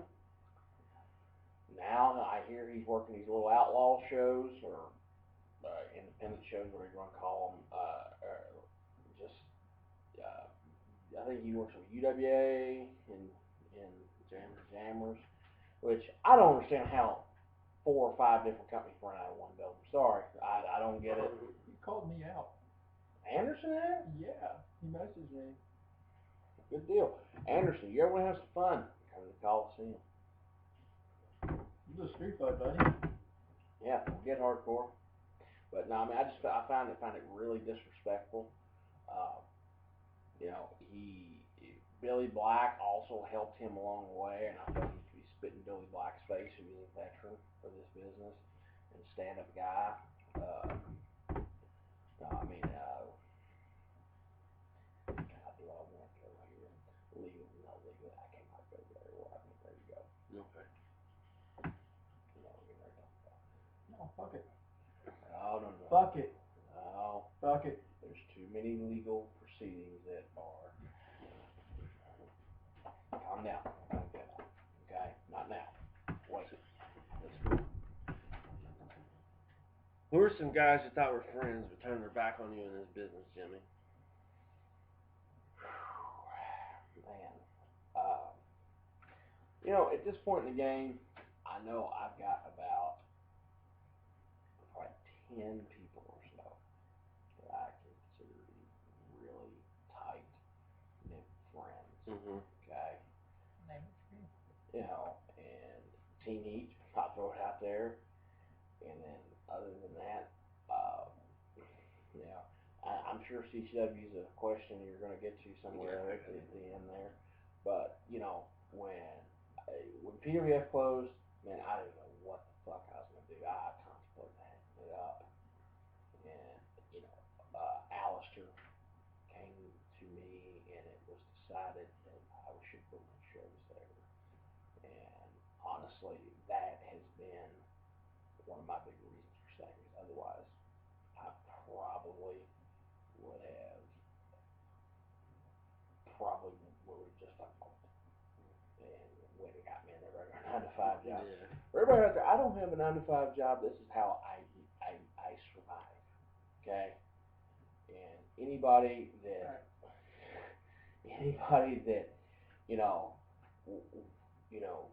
will go in there and undercut me on a job and this and that. Just remember, you're fucking me, trying to get by. It's not like I'm living lavishly, or anything of that nature. It's, you know, if you go in there and try to undercut me, or, you know, like, hey, you know, I know Jimmy does it for this rate, but I'll come in there and do it for $10. Well, you're cutting my throat, and you're cutting a bunch of other guys' throats to do this. And that's one big pet peeve of mine. Yeah, especially guys who do it for nothing. You know, I mean, I understand if you're really green, but if you've been around 2-3 years, you should be commanding some sort of pay. I don't care if it's, you know, a low amount, but you should be commanding something. It may not be great, but, you know, don't cut a motherfucker's throat just to get booked. You know, and that's the reason a lot of the guys who've been in a long time just really don't like the younger guys. That's one of the many reasons, but but and honestly, like Andrew said, it's one of the principles behind Team Heat. And I'm sure we'll get there behind what that is and what we do, and because a lot of people don't know and they assume things. And you know what happens when you assume, Josh? You make an ass out of you and me. I'll wait for Daddy back in here for that TV situation. What's the most heat you ever got from a promoter? Fuck. Beating the chick up was some really good heat.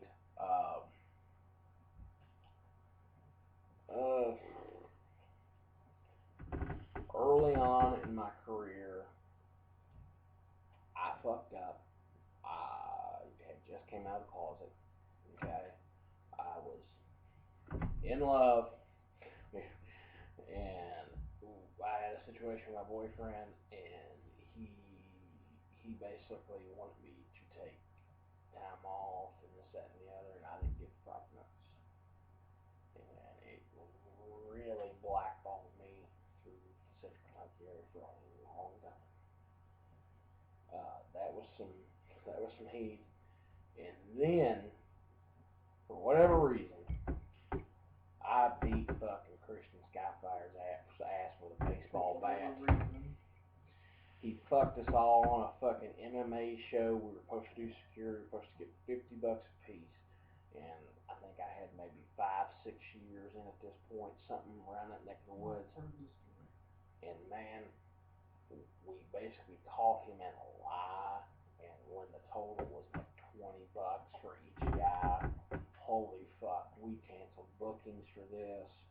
We to work security at MMA in Lawrenceburg. The next day, it was decided from the hierarchy there at the show. They said, Jimmy, take care of business.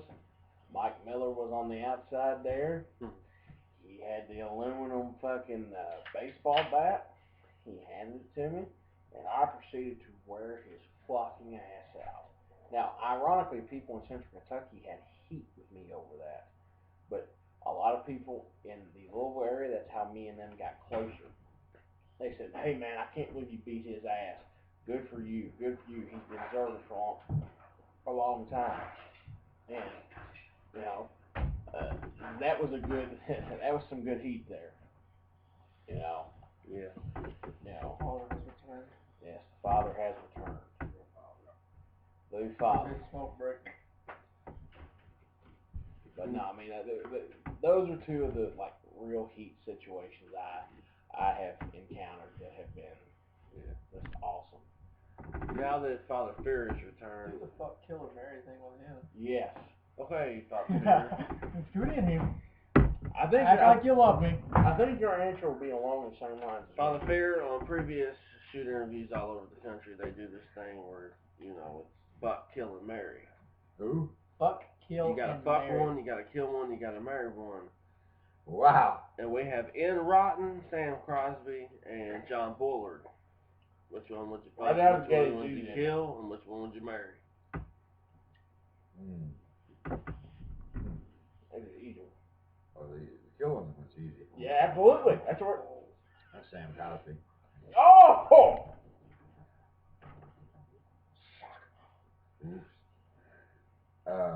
Even for the financial gain.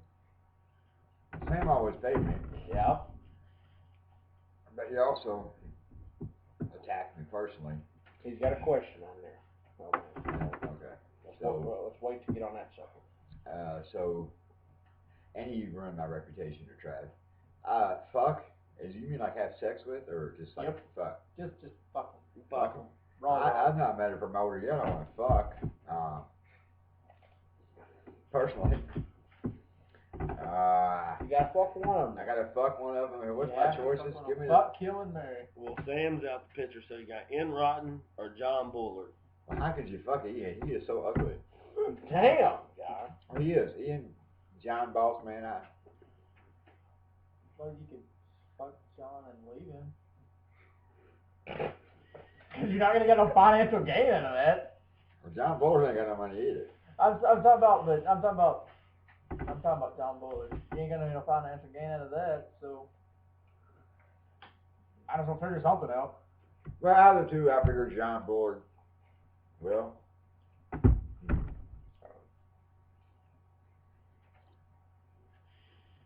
Wow. Good point. But I don't know. We just do a flip of the tail. I fuck John Bullard and no. You want to marry N? No. That would be great. I don't like this question. It's too bad. I'm stuck between them. Well, let me start all over. Wow. Delete. Fuck John Williams because I don't really know him and I can't get any heat from him. And what's the other kill? Yeah, kill and marry. Marry money, baby. Yeah, I'd marry Sam. I'd marry Sam's pile of money. That means I gotta kill Rick, right? No, that means you gotta kill John. Bullard. Oh, Bullard. He probably thinks it anyway. Well, he probably thinks I want to kill him. But, okay, yeah, we'll go with that. Okay. Now, we waited for you to get back in the room, and I wanted to ask you this question. Jimmy wanted me to ask you this question, so let's talk about Matt Douglas and FCW. Was there any heat there? Never. One. What's your thoughts on Matt Douglas? Well, I talk to Matt Douglas every day. And, not every day, but lots of days. You must know it's going to be a long answer you got on that. He's done that a couple of times. Well, I'm long-winded. Matt, I know he has trouble. I think I heard you say this when I was leaving a while ago. He's had some trouble with some other people. And in this business, you either bury a guy for what he's done or you go with him based on how he treats you. Matt always paid me when I got there. Matt always allowed me artistic freedom.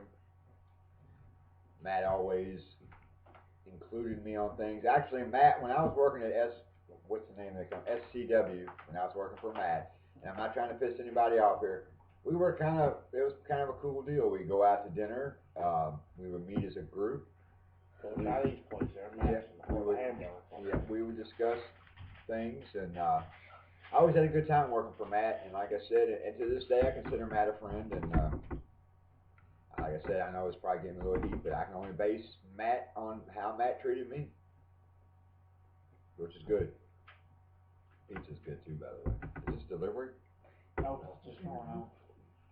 Product placement. Okay. Yes. And this goes for you too, Jimmy. Thoughts on Sam, SMPW, and the ending of the Fearville shows? A lot of ground to cover there. We got all night. Wow. Well, 2 hours in this motherfucker, and he says we got all night. And it looks like he's got about 15 more questions over This there. is going to be a box set. I really... Collector's edition. Yeah. Special features, bonus. Bonus footage. Jimmy pissing.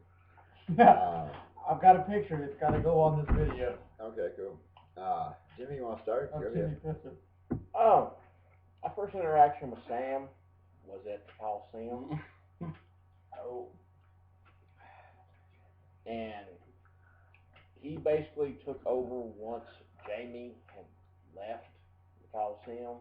And Sam would always be nice and take the guys out to eat and really go out of his way to treat them nice and this, that, and the other. Next thing I know, Sam calls Pondo and says, I'm going to start a wrestling company here at the Coliseum. I'm going to start running here every week. And I thought, well, okay, you know, this is what you really want. And I went to go work for him. Me and Pondo and so basically a lot of the former Coliseum guys went to go work for him. Still at the Coliseum. We would go do the shows. We'd go out to eat. We'd go do this, that, and the other. I mean, he really did treat us good at the Coliseum. I can't knock him there. Then he opens up the base in Carmel, Illinois. When things went south with the Coliseum. And, man, you talk about a building that was rocking at one point. I mean, this man can tell you right here about how much heat was there at one point. I mean, this was Sam's little pit bull he would let out of the cage once a month, or twice a month, how many times he would run. I mean, when you went to Carmine, it was just people hear Illinois and they automatically gravitate towards Chicago people. These were Southern Illinois rednecks wrestling in a bar, served liquor. I mean, just down and dirty, you know, just old school professional wrestling. Bob, you want to elaborate here? Oh, I had a great time at SNPW. I was paid well at SNPW. I was overworked at SNPW. I actually thought more than once while I was at SNPW that I might not make it to my car. I'm going to cut your hair. I had only a few problems at SNPW while I was working there. But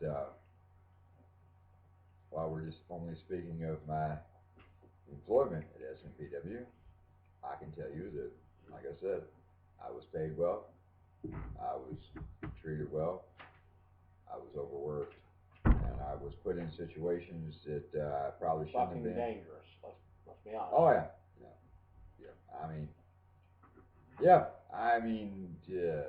It was bad. It was They bad. would give the marks beer bottles. You know, and Sam would say, Father Fear, go out there and make them crazy. Well, you know, when you tell me to go out there and make them crazy, you know what you're going to get? Yeah, and you say, the only thing I don't want you to say is cunt. Okay. That leaves me a whole big spectrum of shit. And, dude, I mean, I absolutely loved, I'm not going to lie to you, I absolutely loved working in Carmel, Illinois. Absolutely. The fans there were absolutely over the top retarded, and I do miss that. Did you say twat? Twat. What is the big hang up with the word cunt? I don't know, actually, I think the word cunt is pretty cool. I mean, it's like it's a short version of, to me, I mean, cunt's a lot quicker than vagina. Pussy. Pussy, I mean, pussy's like an animal. Hot twat. Hot twat. Give me a cunt. You know, it's not, you know me, Josh, inside Wrestling Truth, they all words, man. Twat. Now, Word of the day. what about the Fairville shows? How did the Fairville shows come to be about? Really? He just like took over the interview, didn't he? That But was that was that was part of the question. Oh, was it? Okay. Moderating. Oh, moderating. Okay. Ironically, you remember the day it happened? No, because I don't care when it happened.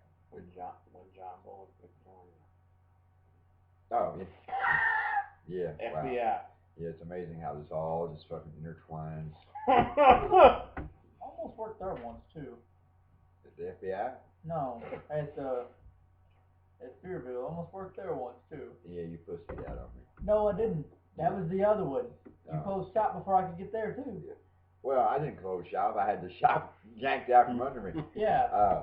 Well, and that's what happened. Okay, I'll tell you the quick version of that. Sam Cosby said, Father Fear, I want to put you in business. I want you to run Fairville Championship Wrestling. I'll back you financially. You just go out there and do your thing, and I want you to run it and get after it. Had a budget of this big, and he wanted to put on a show that big. And I said, hell fucking yeah, because I knew this man was in my corner, and I knew he could book the shit and get me the best that I could get for that kind of money. And we had guys who weren't good. No. I'll be honest. We had guys that were not good. That guy's ignorantly locked up. Let's be honest. But I can tell you this: anybody who was in that locker room, I loved each and every one of those guys. And we would have a little meeting before we went out, and we didn't hide shit. Because we talked about this the other night. We would tell them, not all of them, but we would say, look, we know you're not really very good. So go out there and do what you do best. Tell a story and make the fucking people insane. And that's what we did. It was bad. It was bad. Are you trying to give me a hand signal, or are you like, No, okay. continue. Well, it was bad, and this is no offense, and I'm not trying to start a fight. I had people who went to the SNPW show and went to my show, and they said, Father Fear, your show rocks, dude. It is so much better than SNPW because everything is different. You know, if you continually only sell Big Macs, you're going to lose your fans. And it's just, Sometimes you gotta sell filet fish. Yeah, thank you. And we, the Fearville deal was great while it lasted. How many shows do we have?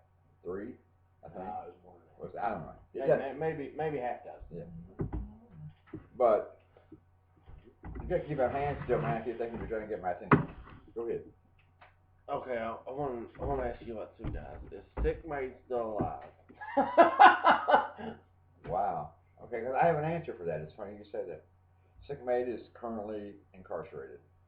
I stay in touch through him through a friend, and wow, I can't believe you brought up Sick Mate. How crazy is that? Gordon, Indiana. Yeah. Never forget it. Yeah, Sick Mate is incarcerated right now, and he's supposed to get out in July, and he's looking for work already, and that is one of the craziest motherfuckers that I have ever met. Jimmy? Hands down. Jimmy. Is Sick Mate, is he going to come to CCW? Oh. Ooh, put me on the spot there, why don't you? Oh. He would make a great addition to the hardcore. Hey, man. I'll never forget in Gordon, Indiana, and I'm not going to go into the details of how this happened, but let's just say he was spewing fucking blood out of his head. I mean, and was happy about it. Yeah, he ran up to me and said, I'll never forget it.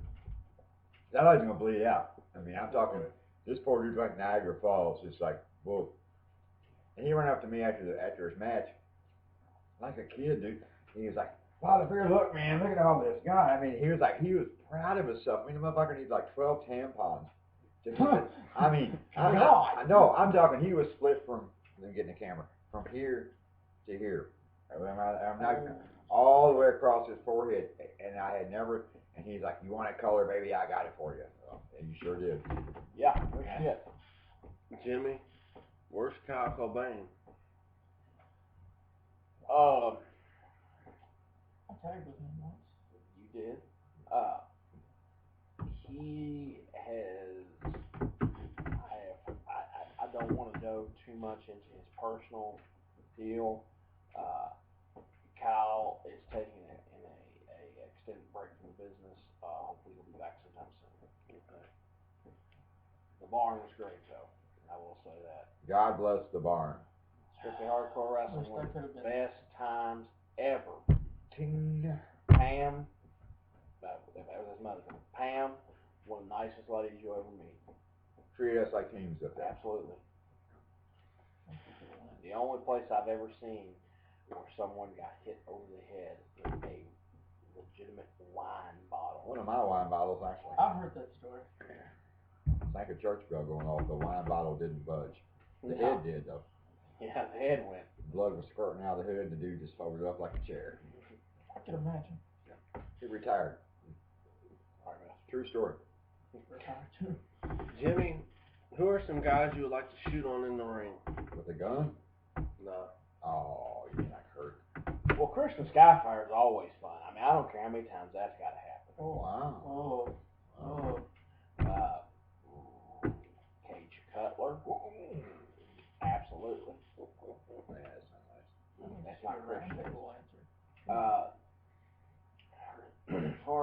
said, I'd like to like, we just talking like ass beating, or we talking like just permanently hurting them and just getting the fuck out?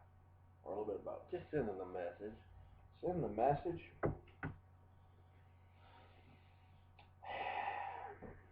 Cage, Skyfire, you kind of lump them all in together. Anderson Fear, yeah. But, Wow, you had to bring that up. Oh, we went there while you were gone. yeah, we did. But I was gone. Can this be a round table answer? Where the square table? You got, well, whatever. You got anybody you want to shoot on in the ring? No, I don't have to. Sure you can. Well, I don't have to shoot on you, but you all know what I think. So these people don't need to know, and if I let it all out, then these people that I want you to shoot on won't get in the ring with you. So Well, I know the people I mentioned are not going to get in the ring with me. Oh, we mean, I have no heat with anyone. I love them all. They'll probably go on to sell cars, about 14-year-old girls, and whatever else. you went there too. Now, Jimmy, I think we've had this topic come up before. most of the people in the business know that you are a homosexual. Yeah. Are you really? No. What guys in the business are scared to come out of the closet? Wow.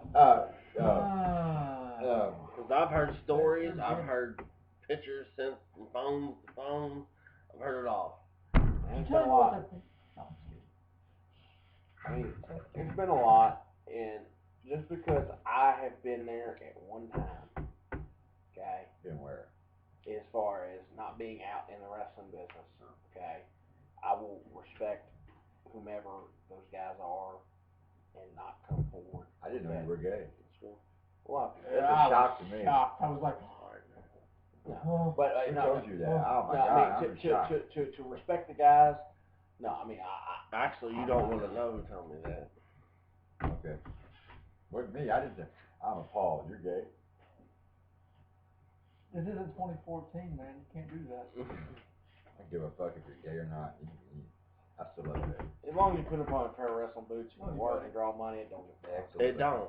It don't fucking matter at all. Gay just means you have to. And that's what's wrong with half these motherfuckers, you know what I'm saying? So what if you're gay? That's your business. You know- What you do behind closed doors is your business.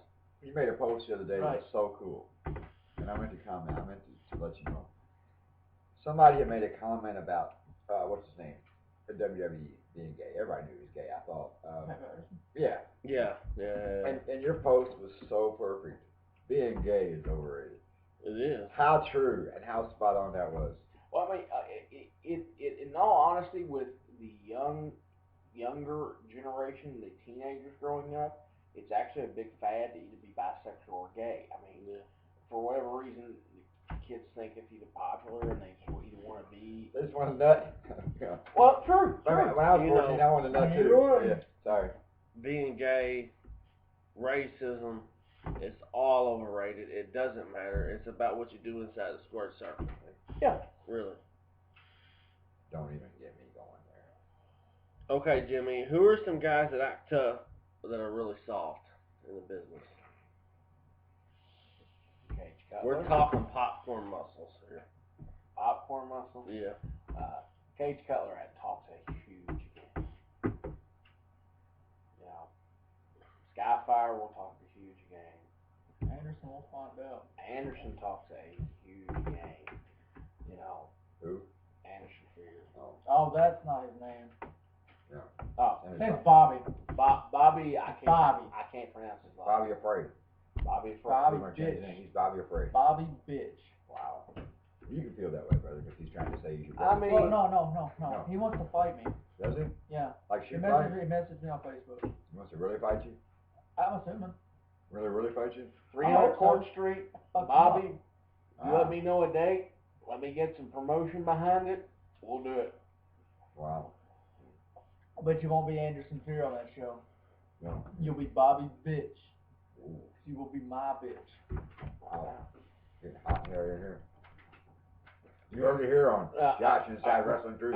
All right, now my question goes for both of y'all, the old man, whoever.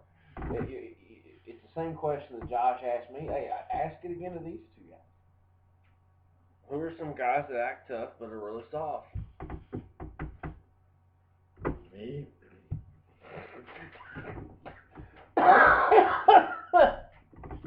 Because I don't have to be tough.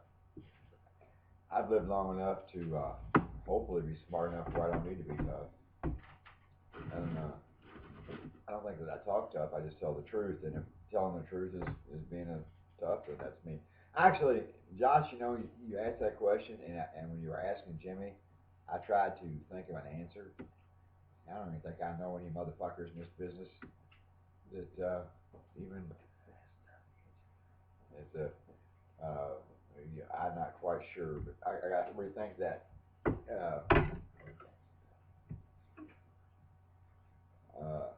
Well,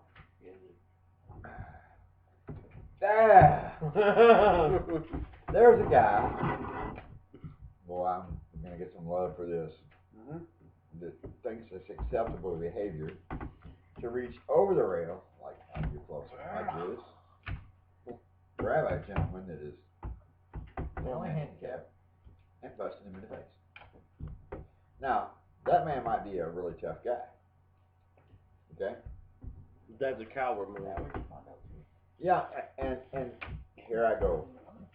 Y'all really got me stupid now. Here I go. Anybody who knows me knows that I do have one weakness, and that is children.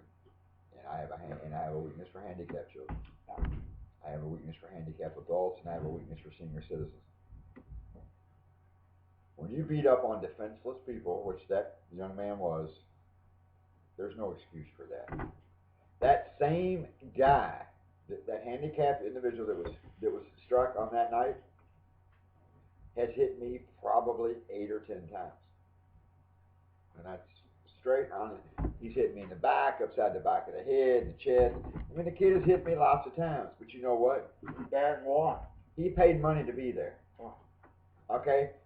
Part of the deal is he will, and it doesn't take a mental giant to look at a kid and tell he's got some issues.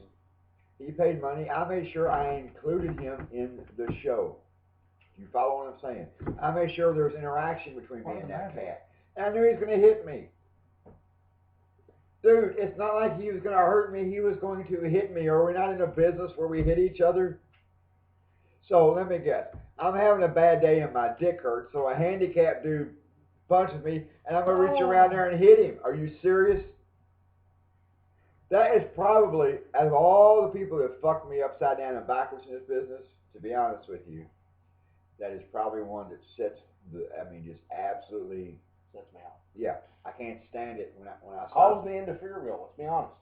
Oh, yeah, he did cause the end of Fearville Championship Wrestling because I was sitting in the worst Mexican restaurant I have ever eaten in my life. In Carmel, Illinois. Illinois with Jimmy Feltcher and Jay Bly, and was there anybody? Just us three. That's us three. And I'm trying to eat some nasty fucking Mexican food. The phone rings, and I'll even quote the conversation. It rang, I picked it up. Who was it? It was Sam Cosby. He said, Father Fear, I can get Adam Gooch on your show tonight for free. And I said, very respectfully, no, Sam, I don't need him. The show's booked. He says, really? I said, really? He says, you're stepping on your own dick. Tell me one person on that show that's better than Adam Gooch. I said, well, probably nobody, but, I don't need him. I don't want him. The show, I don't need that drama, trauma, and I don't need a guy that beats up handicapped kids. That was the end of SWE because, I'm sorry, FCW. Fearville. When we left there, we went to the building. Sam had been talking to Jimmy on the phone, telling Jimmy what a no-count motherfucker I was, what an idiot I was, what a piece of shit I was, how stupid I was for stepping on my own dick, what a dumbass I was. Now, let me get in here. Now, you want to do the Fearville thing? I'll break it down for you right now. Okay, so I didn't use Adam Gooch, so right away that made Sam Cosby's ball sack swell about that fucking big because I didn't pander to him. I don't need his money. I don't need anybody's money. Sam, you're going to pull the financing out. That's great. Well, let me tell you, the show had the best finish in the wrestling it's seen in ages. This man was dead in the ring. Sam got mad because it was too real. Are you ready for that? The guy who was financing my wrestling company said, we can't do that. It is too real. How do you do something that's too real? The fucking kids were crying and leaving. Oh my God, it's too real. You dumb motherfucker. We're supposed to sell real. Really? Okay, when a motherfucker's bleeding, it's real. when he's laying in the ring and he's knocked out half dead, it's real. Don't tell me the show sucks because it's too real. He had just choked me out with a chain where I was lifeless. And broke his neck with a chair.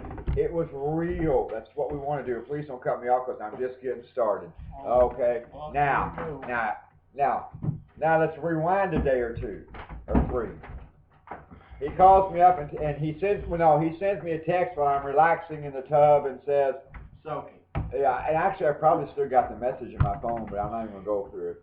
Something to this, because I've never read the whole thing, but I swear to God, if y'all get my phone off the charger, I'll show you this still on there. Where's it at? I don't know, wherever the charger is.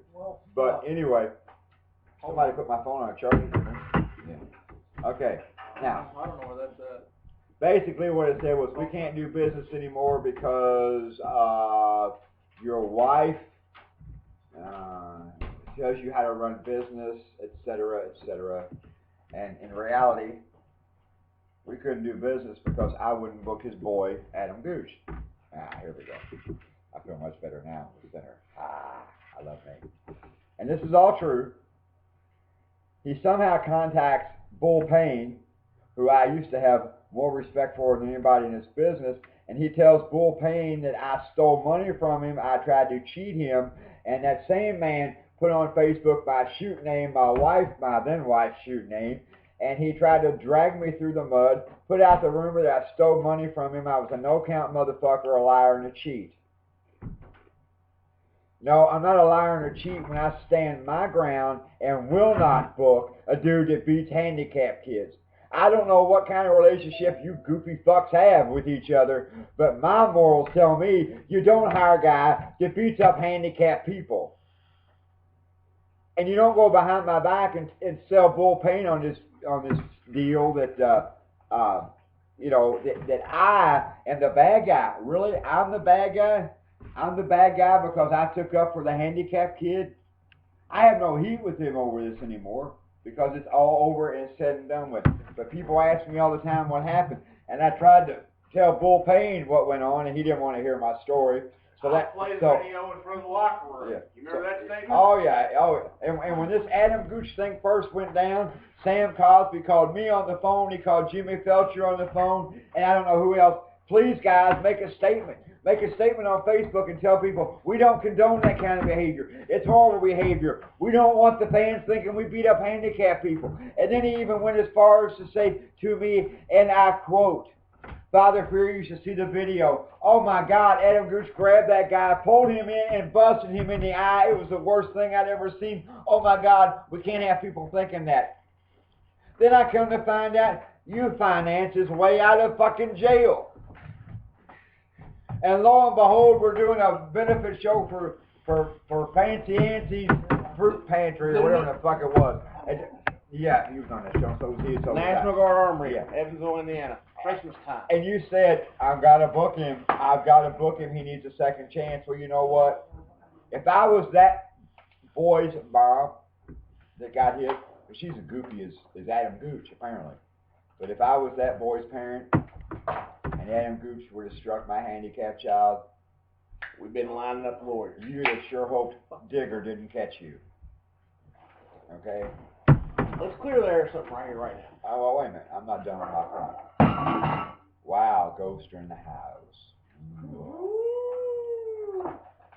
It befuddles me that a man, Sam Cosby, would defend a piece of shit that beats handicapped children and would bury me in the process by telling people like Bull Payne that I took his money, and I don't need anybody's money. Of course, I also heard that the same guy did a background check on me, and I'm not who I say I am. Your mother was an avid bowler. My mother was an avid bowler. That was in her obituary. I mean, really, that takes a lot of hard work to find. Yeah, it's kind of cold there. But, you know, on the upside, when my mom did pass, Sam did call me and offer to pay for her funeral expenses. So I'll give him his kudos on that. Yeah, I'll give it. But me or my family or anybody needs anybody's money, I might not look like the richest man in the world, and I don't have a whole shit pot full of money. But I got plenty of money where I don't have to beg, borrow, sell myself out, and be anybody's whore. Now, how many times would he call you on the telephone and say, Jimmy's the biggest whore going? Oh, it was hilarious. It was hilarious. And this is a true story. We sit at my house one night, and I'd sit at the head of the table, and Jimmy was sitting like right next to me, kind of like we are right now. The captain spot. Yeah. Sam would call me on the phone, and I would play the game. It was epic. He would tell me what a no-count motherfucker Jimmy was. And yeah, man, Sam, you're right. Jesus. Oh, yeah, he's a thieving motherfucker. Oh, yeah. And Jimmy would be sitting right there. I'd hang up the phone. The phone would ring. It would be Sam talking to Jimmy. Hey, Father, fear no count motherfucker, can't run a show, don't know nothing about it. You know, blah, blah, blah, blah, blah. Then he'd call me back. Don't let Jimmy book. Do not let Jimmy book your show, man. You need to do it all on your own because he's going to fuck us. He's going to fuck you, fuck me. You know, watch out. Oh, Sam, I know, man. This motherfucker's a crook. He called Jimmy back. That Father Fear don't know what the fuck he's doing. And the sad part was, dude, you never figured it out. Jimmy was at my house on both ends of the phone calls, and he knew what was happening. But we just played the game, just like the bet you made on whether he would go work at Juggalo Championship Wrestling or work for Fearville Championship Wrestling. Remember that? Oh, yeah. He said, Father Fear, what do you think he'll do? And being the man that I am, and being the man of reason that I am, I said, Sam, if I was him, I'd go work at JCW. He's your friend. Do you really think he shouldn't do you that way? Dude, it's business. If he goes works at JCW, I understand it. And it came down to where I Wait a minute. Okay. He says, Father Fear, we ought to make a bet on that. Well, I'm not going to bet because it's not that important to me. The whole time we're having this conversation, he's telling Jimmy, man, you've got to go work at JCW. You can't turn that down. You know, fuck Father Fear. Go where the money is. Hey, Sam, where did he work? Thank you. Fearville Championship Wrestling. He turned down the Juggalos to work for me. He wouldn't turn down the Juggalos to work for you. Good point. Jimmy? Yes. What are your thoughts on the Jordan Cage Michael Sullivan incident? That's old news, but Yeah. That's old news, man. Old news? Yeah. Alright. Who are some guys at CCW that need to step their game up? boy, that just killed the room, didn't it? Yeah. Can I answer that for you? Go ahead. I think everybody on our roster right now is stepping their game up. Absolutely. I think everybody's turned it up. Yeah, they have. They have turned it up. I'm not saying they're all great. Do not understand what I'm saying. Our undercard is still a little light, okay? Pink and black. But they're working hard. They're trying. Yeah, they're trying. I mean, and I've had talks with the guys on the bottom of the card because I'm answering this for him because he don't see half the shit. You know, he's busy. Go ahead. But this next question's coming to you, Jimmy Feltcher. The J.C. Bailey tournament's coming up in August. It's a huge night. And a good friend of mine isn't in the tournament. Why isn't Simon Says in the tournament? Okay. I will break this down simple for you. Simon was offered a spot. And what had happened was I facilitated his booking for someone else.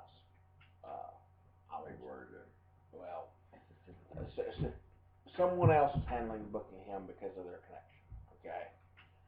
And it was told to me that, and I'm not going to mention any names, the only person he would work in the first round is a guy who is openly just the shits, and anytime he looks at a ring, he gets hurt and has no business. August 9th will be truly the best of the best, you know, and I really feel bad because Simon's not a part of it. I'm not going to sit here and bullshit and lie to people about, hey, so, you know, I'm not going to bullshit and say, oh, you know, he might be there. I've known promoters who have done that in the past couple of weeks. Really? In the past week. But you know, Simon will not be there. I wish things were different. And hopefully one day we can cross that bridge again. But right now, it's going to be annual. Okay. I mean, it's happening every year. Okay. Ask me about it after the show. Jimmy, who's the biggest piece of shit in the business today? No, not Father Fear. As you should. Wow. Those I thought of. Mike Morrow was a big piece of shit because he's a child molester. Okay. There's several others that have. Who was that? Mike Morrow. Piece of shit. Oh, you want to Convicted. cover this child Convicted molesting situation? child molester. I know. I just make sure you got his name out twice. No, it's like the fifth time we've covered him. Oh, You know, he's a hot topic, isn't he? I was actually told by a guy on Facebook that I shouldn't expose this piece of shit.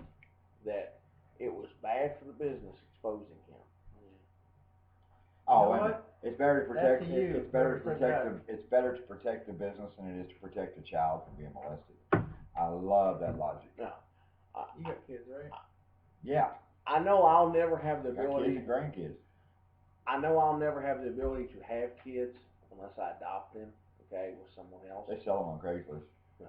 But That's true. and I guess I'm much like the old man here and a lot of those other boys I know. I have a soft spot in my heart for kids, and anybody who would sexually molest a kid or touch a kid inappropriately is just no good piece of shit. I mean, It's funny. I just had this argument at work the other day. Not work, at a function. I mean, Wow. if they are convicted to be sex offenders with underage children, and I'm talking, 13, 14, 15-year-old kids, I think, I think they should fucking rot. Straight up. Wow. I agree. I think rotting's real nice. True. They should cut their dicks off and they should suffer. Put their dick in a blender. How about that? Let them watch. That'd be fun. I could push Tape that. it, strap them to a chair and put it on loop It's while that thing. punching your fucking It's face. that thing when fantasy steps out into reality. Yeah. I don't care what goes on in your little brain, but when you step out of your brain and make it real, then you get a problem. That means role playing's cool, but you got to put a fence around that motherfucker. Yeah, sorry. Jimmy, who are some guys you're booking at CCW? Man. Is it booking and actually showed up? Yeah. Okay. I will say this. Anytime I offer a young guy a spot, I offer him a chance to grab the proverbial brass ring, so to speak.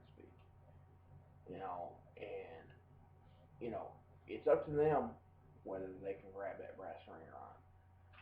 And I'll put this out here. We'll get the camera on him. I don't care. This kid right here has grabbed that fucking ring the fucking hardest of any of the young guys that are working there. Can I interrupt you 1 second? Sure. Please tell these people that you're not saying that because Absolutely, and I was getting right there. Sorry. Okay. And I'm not putting it out there. Anything I've asked this guy to do, he has stepped up. He has done 110% to the best of his abilities. Okay, thanks for placing my no, but he's done it to the best of his abilities. He just did a street fight with Shank, hands down, match of the night. You were there. Yes. He's not very. He's not very well schooled in the hardcore sense of the business, but he went out there and put on one of the best fucking matches of the spring, early summer, whatever you want to call this season. There's been a lot of hardcore matches in that building. Okay. And the best thing is, there's more to come. And yeah, I don't think you've seen the best yet. And as far as, the young kids just got to step up and grab that ring. You can lead a horse to water, but you cannot make it drink. It has to drink on its own, or it has to sit there and fucking drown. Or die of thirst. And I fucked that all up. You did. You just slammed the fuck out of that proverb. But no, I just, anybody who comes to CCW, and I'm sure we're gonna work our way to CCW along this roller coaster, but anybody who comes there, it is it's truly a veterans dressing room.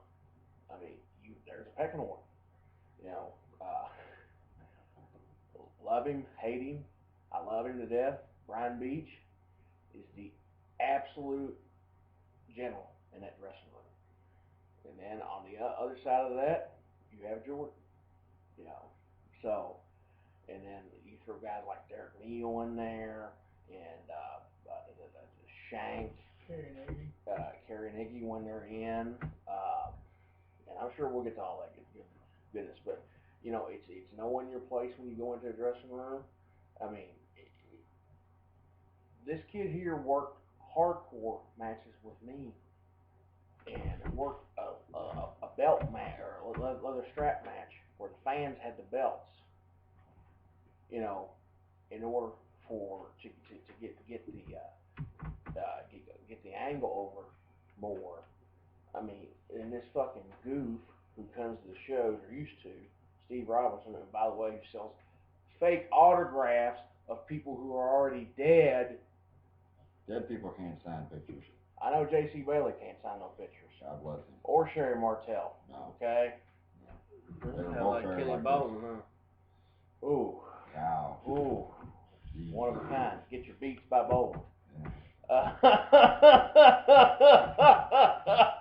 Wow. Are those similar to Beats by Dre? Are those the Big lots. What would those be? What would those be? What would those be, Josh? Would those even be black market Beats by Dre, or would they be knockoffs?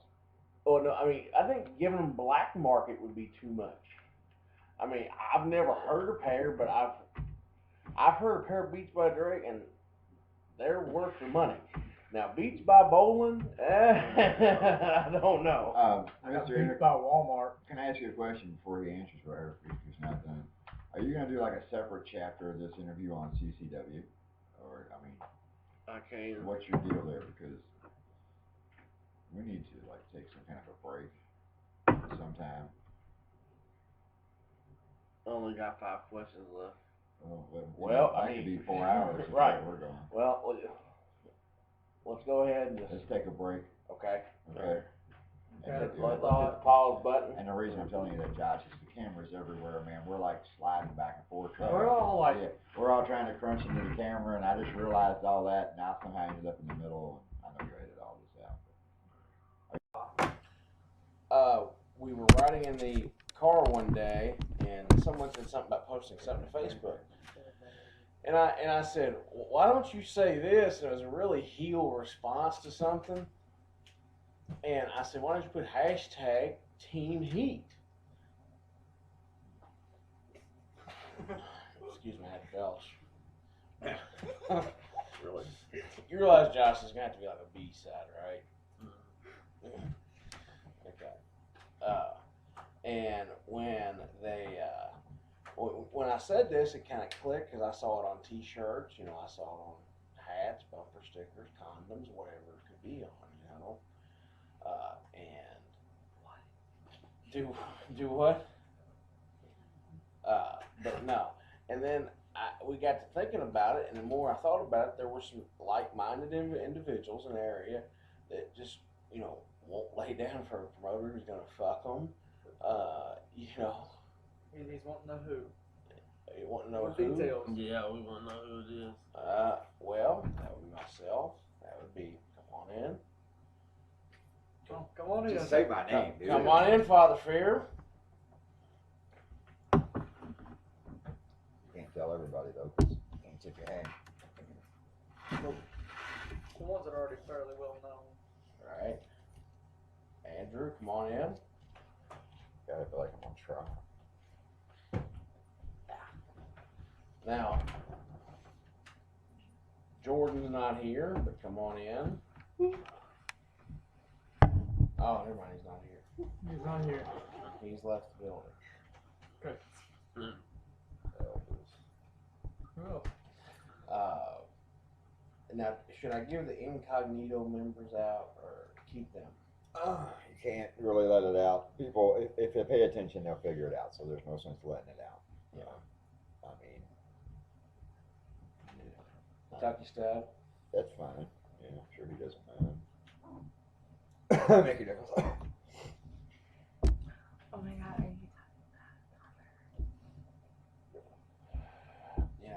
Mickey Knuckles, another one.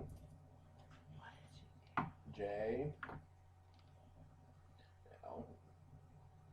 Anybody I'm missing, Pops? There's a lot that you're missing, but we can't really, Yeah, a lot we're missing, but we can't. for obvious reasons.